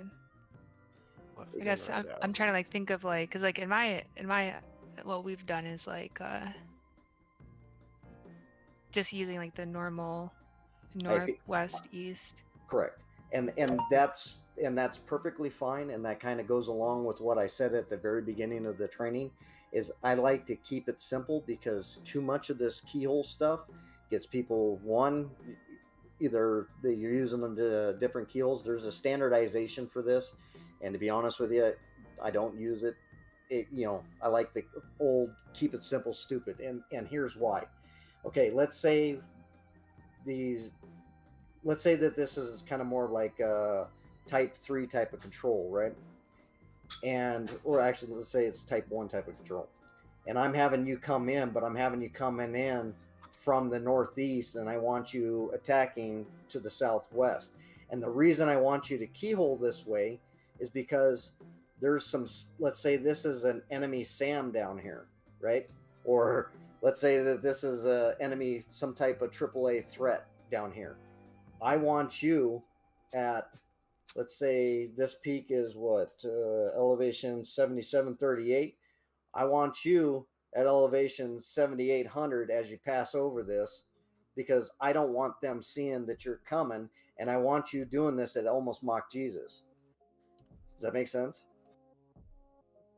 Because I want you blowing by this mountainside right here so fast, and then turning out, that they don't have an opportunity to see you coming to put weapons on you. The only time that they have weapons on you is when you're egressing out. And if it's an issue with egressing out, I might have you hit this at Mach Jesus, and I may look for your defensive points on this side over here, right? So here's a mound at, what is this, 6,500? I may have you fly right in between these two mountain ranges right here, egressing through, the canyon, right? So that way you can use defensive and get down low and exit out this way. In the A-10, on the TAD, I can see all this and map it out where I want you going. Okay. How would you? What would be the keyhole for that maneuver then? Mainly, I would have you sit there and say something to the effect of, for A10s, if I need you really, my IP would be out from this. So if I needed you IPM bound, I would be giving you the reverse of what this is. So if this is my azimuth, 1 is our target, right? And I want you going out through this canyon, I'm going to find out what that azimuth is to this canyon, kind of get you coming in from some type of IPM bound here, and I'm going to give you the coordinates to IPM bound. So if I want you coming in from here, right, this specific point, I'm going to give you this information as IPM bound.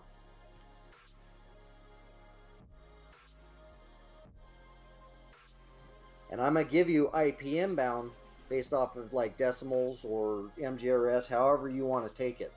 Okay. So I'm going to be giving you IPM bound. And then I want your heading, whatever I give you. So I'm going to give you, you know, your egress is going to be 270. Remarks are going to be, you know, AAA threat on the, you know, other side of, you know, ingress mountains, right? Egress, and it's going to be a heading for egress. Okay. And so that way, when you come in fast and low, boom, you hit this, you're egressing out at 160 or whatever. And you as a pilot are going to look and go, okay, I see what he wants me to do. Okay, yeah, no, I understand that. I guess I was wondering where the A, B, C, and D are you gonna give me like The at A IP do for a this, at keyhole, if B? that was coming in from that direction, it would be IP would be keyhole like 0.045 for 50 or something like that. And then you would calculate the reverse azimuth so you know what heading you should be flying, because your echo point would be the target in this case. And he wants relative to the target for you to come in from 45 degrees 50 miles out. So it'd be ingress keyhole 0.45 for 50 or whatever. Correct. And the keyhole is just kind of something that is a newer term that's kind of been where they try to set up different ways to talk less on the radio and try to separate some of the confusion. To me, it actually almost adds more confusion. If I'm telling you to, you know, ingress from IP or whatever, if I want you IPM bound, you know, 210 or whatever this angle ends up being, right? 210, and then egress out, you know, what is that? 250, you know, you're going to kind of know when I give you the remarks of what's going on, because I'm giving you the remarks that there's a AAA threat, you know, on the other side of defensive mountains on ingress. Does that make sense? Yeah. The letters to the Alpha Bravo Charlie Delta, instead of saying north, south, east, and west, you could just say keyhole Alpha 8, and that would be come in from the north at 8 miles. Yeah. Okay. I was wondering where the letters came from and why we didn't just use north and west and. It's just brevity. Correct. It's brevity, but the thing about it is if I really am doing like a, you know, keyhole where I'm giving you a specific azimuth, it's because I'm trying to keep you from not being dead. So I'm going to give you an IPM bound, something a little bit more specific, and I'm going to give you a magnetic heading of heading in here, so that way you're coming in at what I think is the best way to keep you alive. Honestly, with 18s, you could just give us the target and a course. We just draw a course line right out of the point, and we can just fly that line. Correct. Yeah. I was about to say, like, a simple way to think about it is like your IPs and things like that are your waypoints, like your final attack waypoints, and then the keyhole is essentially just the path from your in waypoint to your out waypoint. Okay, correct me if I'm wrong, but every time I hear the word keyhole, I'm imagining an actual like a deadbolt. You know, I think it's more of like it's essentially it's what you're saying. It's like the burrowing, the course line like we would have on a waypoint. Like the keyhole is essentially just the course line on the waypoint, but obviously it can have a turn in it. No, I know. But I think isn't the reason I call it a keyhole because you're typically always going to draw a straight line over that target, like not for very long, obviously, because you'll be like right in and left out. but you're always going to come in across the target in a defined angle or line. I was thought the keyhole was referring to the fact that it's a limited window, like it's a small path that you want to maintain, but The keyhole That could just, have teeth in it, little teeth in it, like M- keys. my understanding is that the keyhole was the thing that guided you to the tumblers, meaning that the tumblers are in there, a set specific thing inside, and the keyhole gets you in and gets you out. It's just the angle at which the key needs to go into the lock to make the tumbler spin. So It's not designed for Hornets, right? It's designed for aircraft that don't have the SA we have. Yeah. But also works well with Hornets because we can do this job as well. Yes. Yeah, but, my point actually is keyhole is developed- meant to give you that situational awareness without the SA page.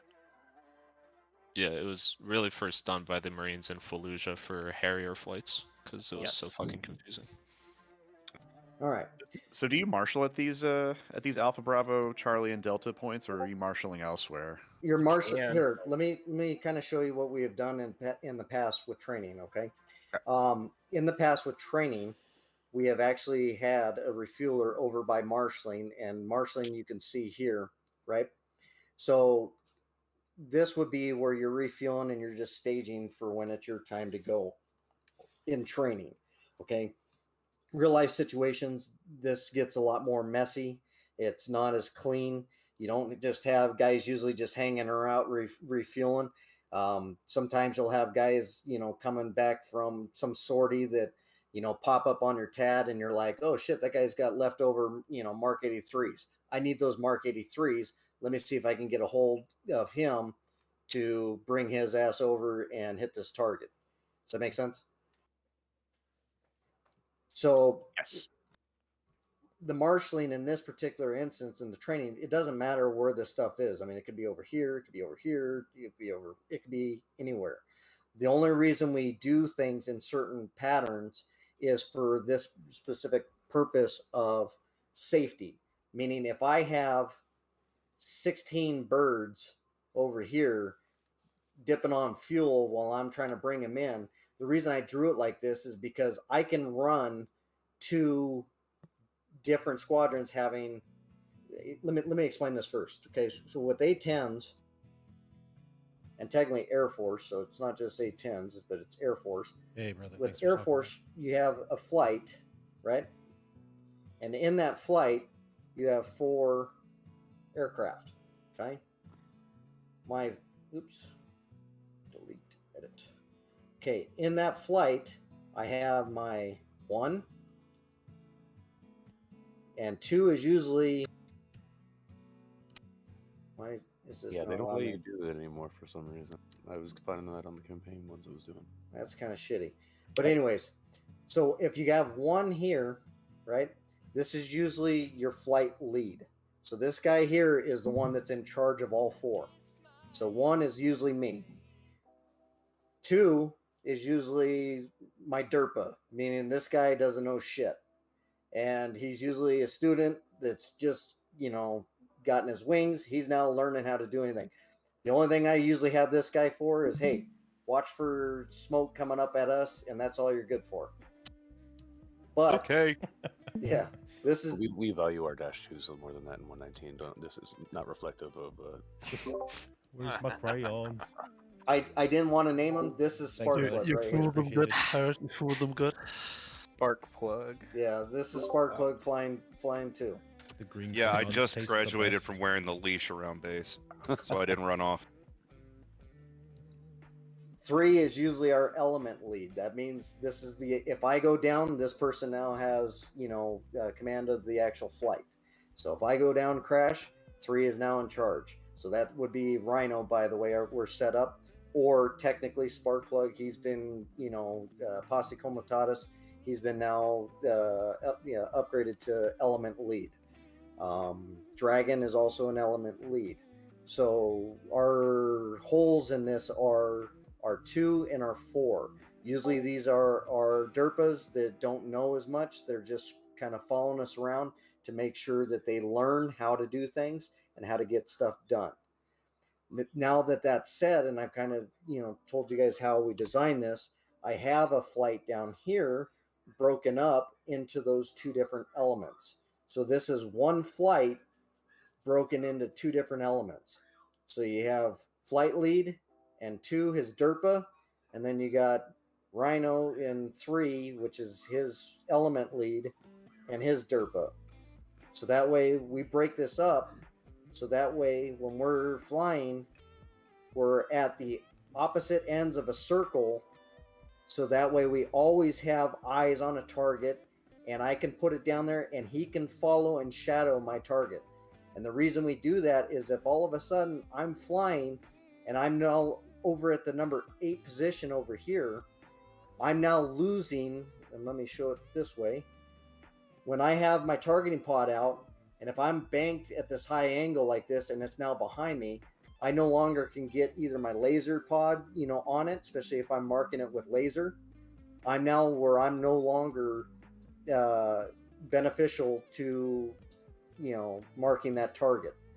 The good news is by the time that I'm out of that circle, over getting towards this position here, DERPA hopefully can step up and turn his laser on at his 8 point here, because the target is directly out in front of him, and he can turn it on, and I can now laser off and then turn my laser back on as I come back around the wheel. Let's go, spark plug. So I was going to ask, with regards to this processor, is this primarily going to be used for laser bombs, dumb bombs, GPS bombs, or all of the above? If you look at this type of training setup and everything that you now know, what type of control did I set this up for? For where you are right now? Yes. This would be, without that guy there, it'd be type 1. Correct. So I set up this training for type 1 type of controls where you guys can just, move fast, drop bombs, not have to worry about shit, and then have fun where you find out that you hit a target. And all you really have to worry about is how much gas you're going to blow on this ingress and egress, right?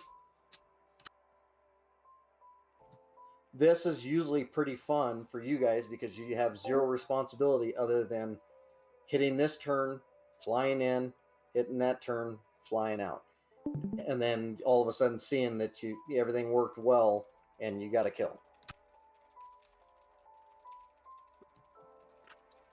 Question. Who would be granted the kill there if it's a type 1? I have, in a type 1 type of situation, I have all the responsibility. If shit goes bad, it's on me. And if shit goes well, it's also on you? If it goes well, you got to buy me beer later on. Yeah, who gets the kill? Miller time. Well, I think they painted who it on marks, whoever who dropped. marks it on the aircraft? Whoever that is a Sancho question. Whoever pickles gets the kill, but I get the assist. Hey, in this scenario, is Olympus 2 also doing the same thing as a backup? In this training scenario, the one I've set up exactly as it sits right here, I have it set up for 2 target ranges. Okay. So Olympus 1 would be controlling AO1, and Olympus 2 would be controlling AO2. And the reason Olympus 1, and again, Olympus 1 is just the area in the zone that we be patrolling here, correct? We go by Thunder, but when we're FAC-AIM, we're going to be going by the call sign of Zeus. So anytime you hear us being called Zeus 1, Zeus whatever, that means we're in control of Olympus, and we're doing FAC-A. So our call signs from here on out with Heavy will be exactly that. That if we're on the radio as Zeus, we are currently FAC-A, and we have control of an AO. Okay. And again, once we've left this control, we reassume our call sign of either Thunder or whatever. Make sense? Yep. Okay, so in this, with this flight of 4, Thunder 1, as long as he's got control of an AO, he is now Zeus 1. And then this would be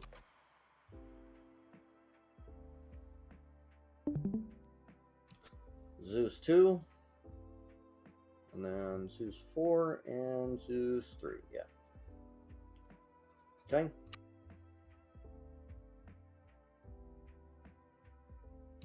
So you got Zeus 1, Zeus 2, Zeus 3, and Zeus 4. And it doesn't matter. These circles, it doesn't matter who's who. I just have them. That one's 3, that one's 4. The only thing, our wheels are set up specifically this way because, as you can see, with the mounting of our targeting pods, there we go. What, it doesn't want to show the fucking payload on there? Or We'd what? be essentially under the control of Zeus 1 and 2, correct? Say that again? We would be under the control, in this case, if we were called in, we would be under the control of Zeus 1 and Zeus 2, because you would turn it over to him when you go to the other side of the circle, correct? On our side, you wouldn't even know that there's a Zeus 2. Oh, okay. You wouldn't even know. It would be, Zeus 1. You'd be talking to me because I'm in control of that element. Even though I'm also the flight lead, I'm in control of that element. So any radio communications would be coming through me. So Zeus 1 has control. Zeus 3 would have control of the other one. And you wouldn't hear Zeus 4. Technically, 2s and 4s don't talk on the radio generally. So it wouldn't make any difference, and we wouldn't care where in the circle and who's got eyes from your group. Correct. You guys don't even really need to know that. You just need to know you're dealing with Zeus 1. And I would be on inner flight with my, my Derpa, and I'd be telling, hey dummy, turn your laser on, and making sure that he's on what he's supposed to be on. Got it. That's what they give us the nice blue line for, so I can make sure that numbskull, has the correct target painted, right? Yeah. So, but in any case, the reason we're in those wheels on the left-hand side like that is as we're turning and making that left-hand turn, our highest wing is our right wing, right? So when we're in that left-hand wheel like this, our targeting pod has the most amount of clearance, because when it's turning the other way, if it's low and flat, let's say the aspect is low to the ground, right? My targeting pod is now masked, right? Where the other direction, if it's high, right, my targeting pod now has all this room and very little masking going on. So we set up our wheels very specifically in certain directions, so that way as we're passing, our right wing is up high, so we get the most amount of time with lasers pointing at the AO. Does that make sense? Why don't you guys just fly up at like Angels 35? Troll. Joke's a joke. That hurt. Oh, sorry, I'm back. I fell out of my chair because I was laughing so hard. Good. That really hurt. No, this is cool stuff. And again, this is like, so this is a specific mission set, just for these 119 guys.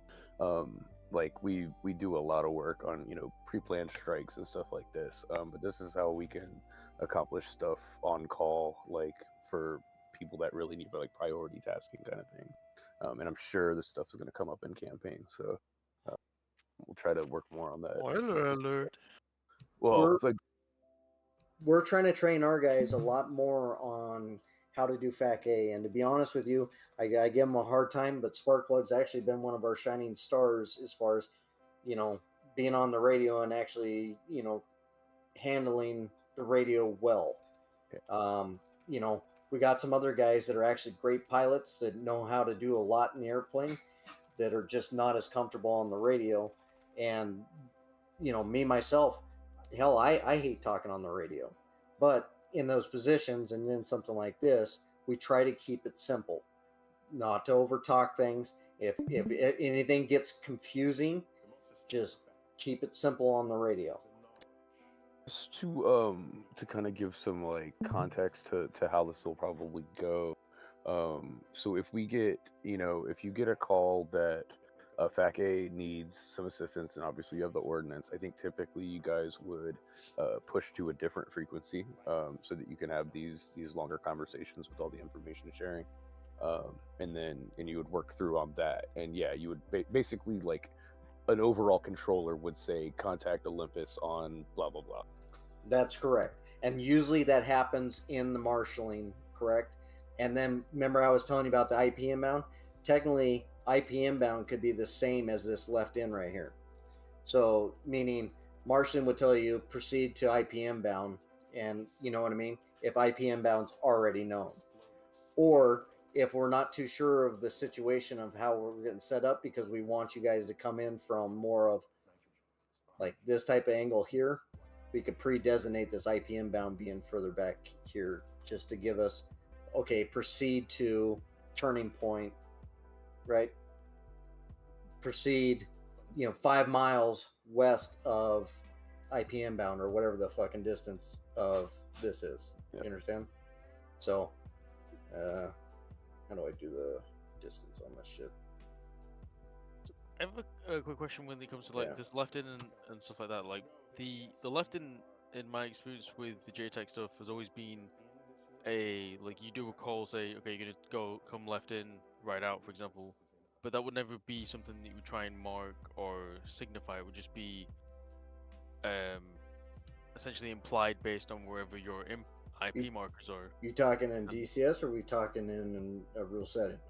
Well, in general, it's like JTAC CCT work, if you were controlling this situation, like for minimal marking and stuff like that, the left in right out would be a command given, but not anything marked on there. It may have IPs could be spread around, and you can just use those as the waypoints essentially.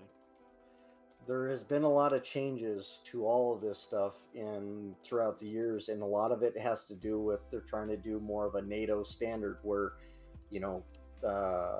participating forces now all understand this, so you don't have blue on blue incidents. So they're trying to standardize this a lot more.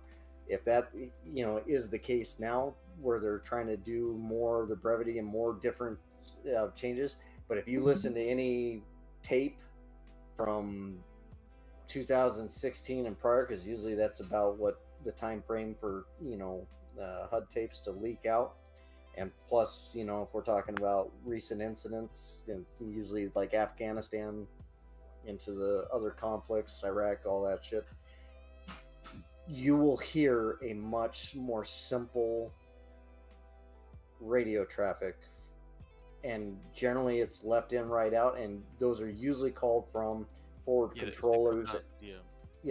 And it's usually from forward controllers on the ground. So FAC A has a little bit of difference of knowing a little bit more about what's going on, and they may keyhole it a little more specifically, and there's definitely some software stuff out there that helps with all this. Right. And It just seems in DCS we don't have all that, so I go back to the simplest thing, which is fucking give me a left turn here at IP inbound, right? Yeah. Or 10 miles past 10 miles west of IP inbound, make a left-hand turn and right out. It just seems like compared to the stuff that I've seen is like with, I guess, more modern like CCT work and talking to people who've done CCT work, the simplest way seems to not have all this extra stuff in there, and these extra markers just add to the workload unnecessarily. Okay, so he's not Compared to, he's not say, giving having- you extra waypoints or anything like that. He's saying here's your IP inbound, and we're maneuvering off of that. So go past the IP inbound 7 miles, make a left turn, hit your target, right turn out. Basically, what he's saying, and that's pretty brief in my opinion. So all he's going to be giving you is an IP waypoint and then a target waypoint, and those are the 2 points that he's giving. From what I'm Usually understanding, one's the offset of the other. See, the thing with the IPs though is like you wouldn't really have necessarily like an IP inbound. Like it could be like IP Romeo, IP like Delta, whatever you want to call it, and you could have multiple on there so that they could assign different endpoints through the different. Check this one out. I'll give you one even more simpler. Okay. Yeah. So if I move IP over here, and I get on the radio and I say, hey, 50 miles west of marshalling, left in, right? Hit the target and ride out. And this ride out can be where the fuck you want it, as long as it's not a left out and it's right here, because you're going to hit my guys. Yeah. And so this is a no-go for me, right? In this particular situation, this is a no-go for me. Left out in any situation because of your flying. Correct. It'd be a pretty neat trick for you to go that sharply out into me, but I've seen some of the stuff in training where some of our Olympus kind of slipped a little to the south. That's something that my guys need to work on a little bit. Staying in area. That never happened. I don't know what you're talking about. Shut up. Okay, I did it. But in any case, all I'm saying is this doesn't have to be difficult at all. This is very simple as far as I can give you this one point and then just tell you when you're already marshaling over here, I could just tell you go 30 miles west. The only thing is I just need separation between. The only thing I'm worried about here is radioing and making sure if I'm controlling, let's say these are different flights, right? These are different flights. Then I'm controlling this flight, right? And there's separation between Olympus 1 and Olympus 2, and that's between Rhino and I to make sure, hey, Rhino, I got an F-18 inbound, 1 minute to target. And so then that way he knows, okay, I can start with this guy here, right? That's coming in. Because by the time this shit's hit, this one's coming in now way after. Does that make sense? So the only thing that he and I have to worry about is our separation on calling you guys in.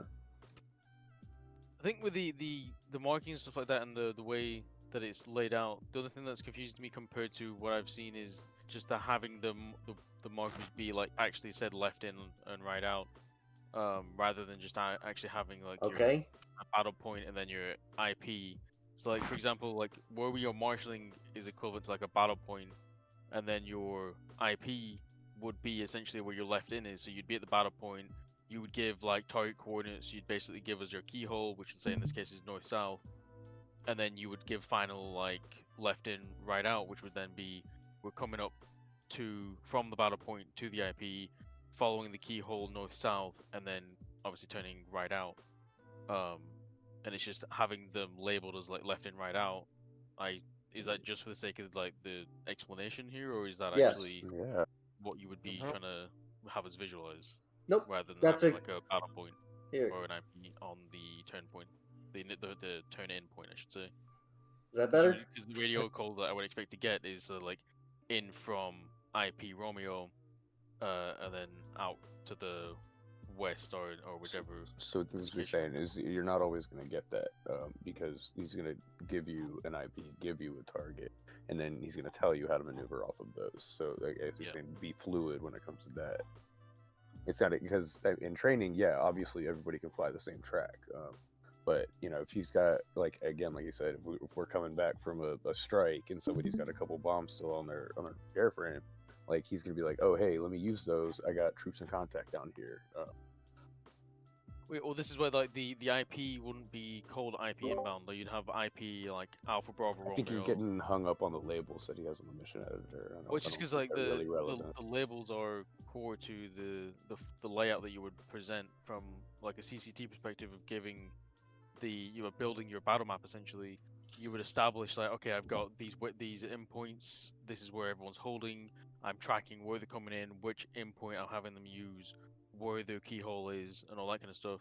So their turn point or their end point would be essentially marked, or at least it would be marked from the perspective of the CCT, if nothing else. Yeah. But still, I'm not disagreeing with you. You're probably 100% correct. I'm just trying to give it in a simplistic training of getting just the understanding of what's kind of starting all this. You're probably right as far as on an advanced training. That's exactly how it's going to be. And to be honest with you, I would not be the right person to give it. Gotcha. That would be somebody that's actively involved in all the new updates and stuff. I ain't got it. Yeah, there's not much use in getting hung up on the labels. The IPs aren't always going to necessarily be where you actually call your in call from either. You could easily have an offset, so it's not worth being all like retentive about like where the labels are, how are they labeled. The IP inbound is typically going to be a call that's made to attack P while you're inbound to the IP. So when he had it on the marshalling label before, Yeah, well, that's a that's the very call for valid the position. pilot to call when he hits his inbound IP. So like he would be told by the JTAG, like IP Foxtrot, for example, and then as the pilot, when you're passing IP Foxtrot and you're making your in turns, then you would call IP inbound to signify that you're on that essentially final approach. Yeah. Inbound is the call when you're inbound. Yes. Yeah. It's like so the. But that's type 1. Like type 3, I'm gonna give you, hey, that tree left of the hill. Good luck. All I know is Haig's getting type 3 type of control from me from now on. Yep. Also, don't correct me if I'm wrong, but I don't think you would always have like a pre-named IP like necessarily in the. Well, it wouldn't be AO that you're gonna get. pre-beefed. It would be like the CCT or controller would establish these. Like it's more of a representation of his battle map. Let me explain kind of where IP comes from, because I mean the history of the IP was the initial point, and in the guys that fly the F-14 know this the best, because aircraft that have that older style,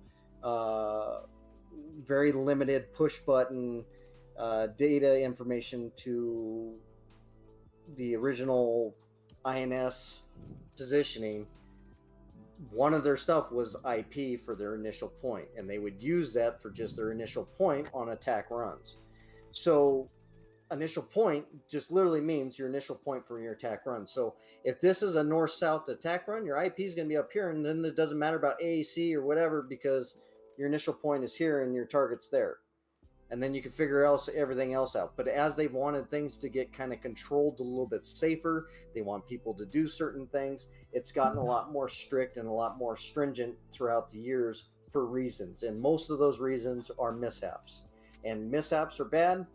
There's a lot more training that's been added. There's a lot more procedures that have been added. And every single time that there's a mishap, generally ends in another procedure being added to all this to avoid problems. And mainly all it really boils down to is who gets to ride the pine and gets the shit end of the stick when it comes to whose decision was this. Because somebody there, and a lot of the times in the past, especially, I'll post it, maybe in the pictures and videos later on, that blue on blue incident involving A-10s. If you guys are familiar with the aftermath of that, is that England did their own investigation on it and found the A-10 pilots that were guilty of involuntary manslaughter, based on murder. And the United States had said that basically there was enough confusion there with overtasking.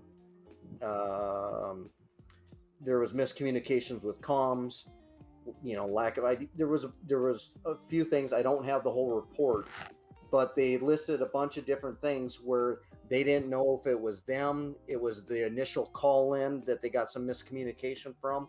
They did VID the targets. They had some orange panels on it that were, that they should have known were English, designators, but they thought that maybe they were rockets on top of a vehicle and they attacked anyways.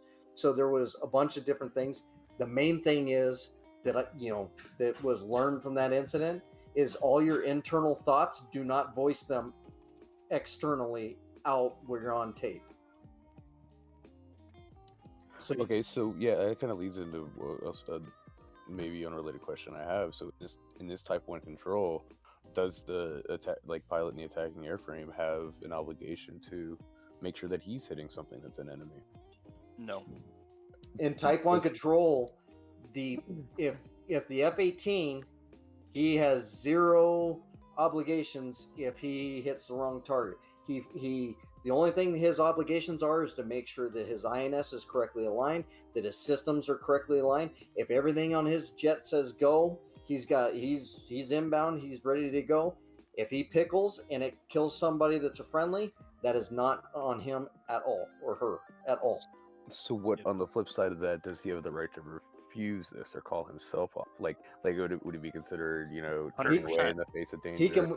He can wave off at any given time if all of a sudden he's dealing with a soup sandwich and the person that's on the radio sounds like they're not quite too sure. That you're not dealing with the soup sandwich. You're gonna Keep in mind the purpose of Type 1, Type 2, and Type 3 control has nothing to do with authority to engage and everything to do with who's to blame and who's responsible in the moment. So you can transition between different types of control through the entire element. You could be Type 3 control, and then a cloud gets in the way, and now you're Type 1 control because you no longer have eyes on. That is 100% fact. The different types of control were just kind of labels that they slapped onto a lot of this stuff, and it's mainly just to find out where the responsibility lies and who's making the call. So then authority to engage would still be ROE first and then pilot's discretion second? It depends on the scenario. Well, you're I hate to say that. Yeah. Like, the simplest way for like a Type 1 that I've always heard is literally a Type 1 is essentially a pre-planned strike, but it's just obviously made in a hasty fashion through a controller. But so as far as like the pilot, unless some crazy circumstances come up where you have visual and you can PID yourself, and then you switch it like they said to say a Type 2 where you both have visual. Other than that, if it maintains Type 1 the entire way, it's just a pre-planned strike that you just happen to have made in the air while you're on your marshalling area. That's technically correct, yes. Just as a way to like contextualize it for, I guess, this the F-18 pilots is when you're trying to think about it. It's just a Type 1 is a pre-planned strike, more or less. Yes. And in those pre-planned strikes, like with Type 1, and the reason I set it up particularly this way is because if you notice where I put these circles for Olympus, do you guys notice what I did with them? I can't explain that attraction in terms of anything else that's familiar to you. You say, how does it work?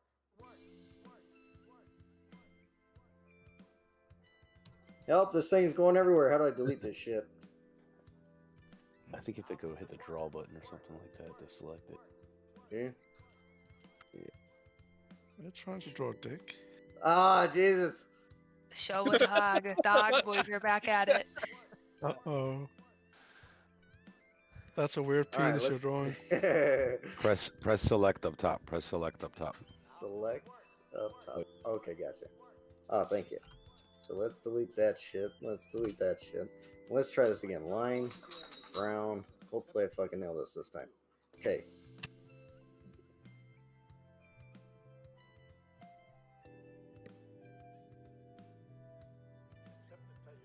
Okay, you guys see now why I'm drawing this, correct? Yep. These right here are what for us in Olympus? Protection. That's right. So if I'm over here doing my wheel and all of a sudden some dude fucking pulls out something to smoke me with, I have something here that I can duck behind to, protect myself with. Here, Olympus is a little, further and spaced out. However, still has some defensive stuff that they can run to back over here since they already have a little bit of distance. So with that, right, this is set up specifically in this type of fashion because it's kind of pre-planned, right? If I see mountain ranges here and I know my targets here, that's exactly why I set up Olympus 1 and 2 here. I wouldn't have put it right here in the open because where the fuck am I going to run to? I get a lot of chaffs and flare, but I don't like, playing that game of dodge every SAM or every, AAA I can to get out of there, right?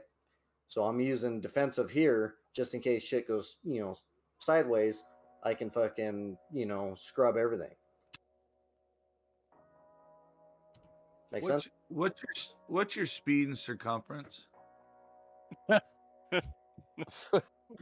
Wife, what's my speed and my circumference? I don't want to know the answers to this. Yeah, she doesn't want to answer I'm either. bullying him.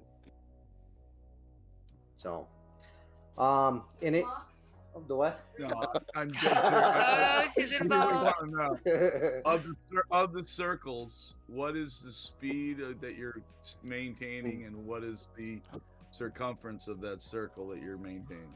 It depends on how fat and heavy we are. Usually, with this type of payload and stuff, we're going to be doing about 240 knots, and we usually try to keep our circles within about 2 miles. Okay. More by bank angle, really. Correct, because we're doing either 30, 20, or 10, and usually holding those. You get what you get. Although The angle. Although we, in our last several goes of these, our circles ended up somewhere in the vicinity of, let's see.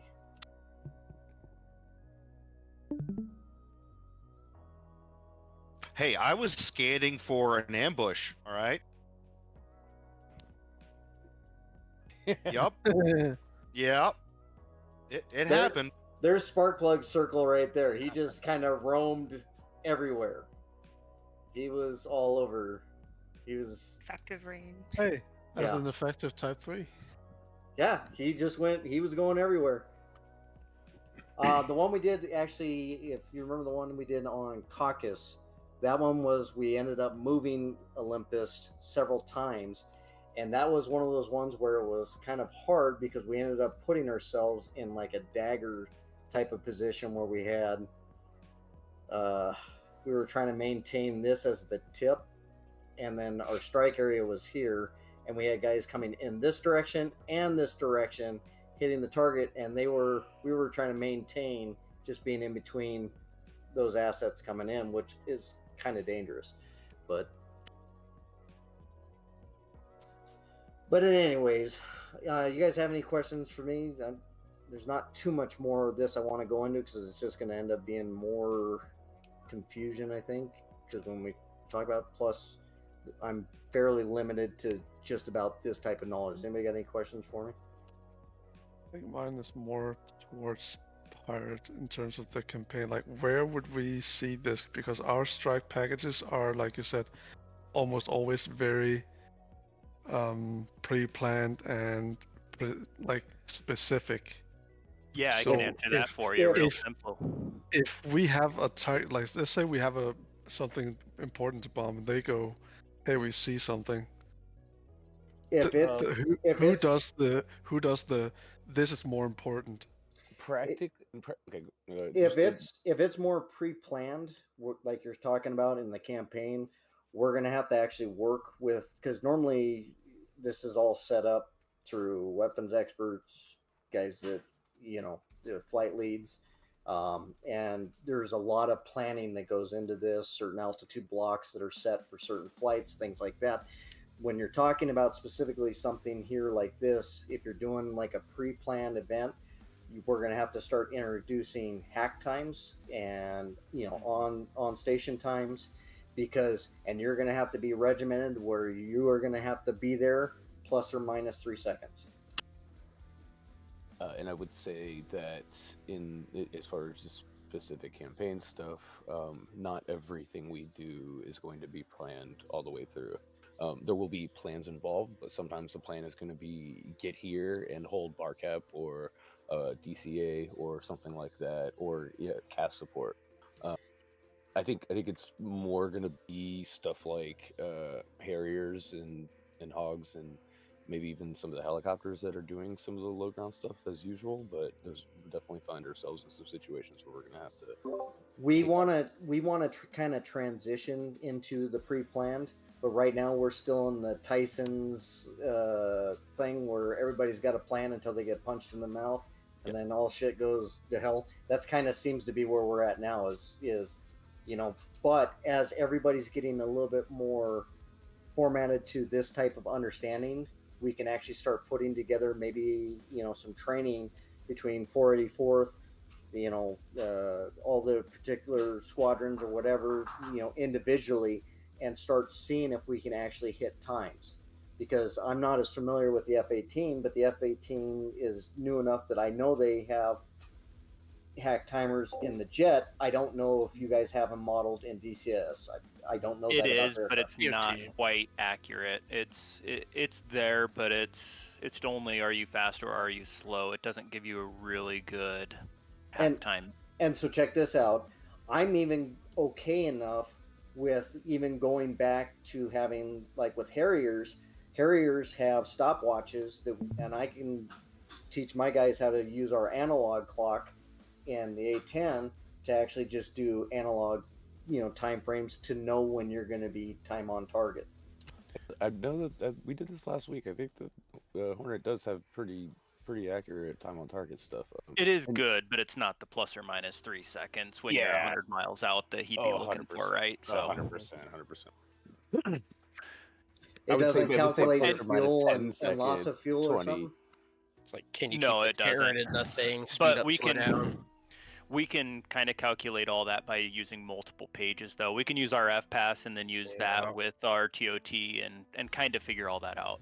But Sanjo, to answer your question, the MAGTAF is going to be doing a lot of close air support in hopefully this campaign, but after this campaign definitely as well. Combined arms is going to be a large part of it, which is going to require a lot of this type of flying from anyone that flies with us. There is quite a bunch of updates coming to the I know. ground. Yeah, I got to play with some of it. I'm looking forward to it because that's going to make MAGTAF work. Yes, it will. And I don't know if you guys are happy about it. I'm happy about it. Gateway's on its way. What is that? I'll just leave it at that. What? Damn NDA. If you have to ask, you probably can't afford it. Or it doesn't work anyways. What, did I just hear War Thunder League? Sounds like something Skyfall needs to beta test. You mean alpha test? Oh yeah, sorry. Gateway. Get me searching. I mean, all of this makes a lot more sense, like in the jet, because once you push the TOO button, it basically just tell you what to put in the boxes. Yep. Well, yes, except for if you need the VID, like when you're coming into the AO. In which case you need to like get your T-pod looking around and your eyes out. Oh, absolutely. I'm going to give you coordinates every time. I just tell you what. And if you overfly the target more than once, you get A10 wings. We'll get you a patch. Oh, I won't overfly it the second time without dropping something. We call that loitering, and you get a patch for that. I'll drop it on a cornfield or something if I have it. Yeah. All right, you guys got any more questions for me? If not, I'm gonna probably end it there. I think we've been going an hour and a half almost. So. Oh man, thanks a lot. It's whiskey time. Whiskey. I really appreciate it, started my man. an hour and a half ago. Yeah, and I'll put that blue on blue incident up in pictures and videos so you guys can watch it. It's kind of heartbreaking because, well, you'll find out. So. Yeah. What's the worst? It's like the worst. You boys want to hit up the BBR? The BBR server? The training one. Helix. I'll hop down to CVW, and anyone from 119 that wants to listen into planning considerations are welcome to jump down and listen, but please listen only. Yep. Oh, I'm talking. You can't stop me. You can talk. All right. All right, guys. Thanks for coming out. I think this is awesome. Definitely. Thank you. Yeah, thanks for inviting us. Well, thanks for coming, man. You made it I better. think we invited ourselves. Yeah, they just showed up. We just showed up like Sounds that. about right. What's new? Party comes with us. Thanks, Misplaced. Yep, no problem. All right, peace out, y'all. All right, chat. Gonna be calling it there for the night, and we will talk to you next time. Take care, guys. Bye now.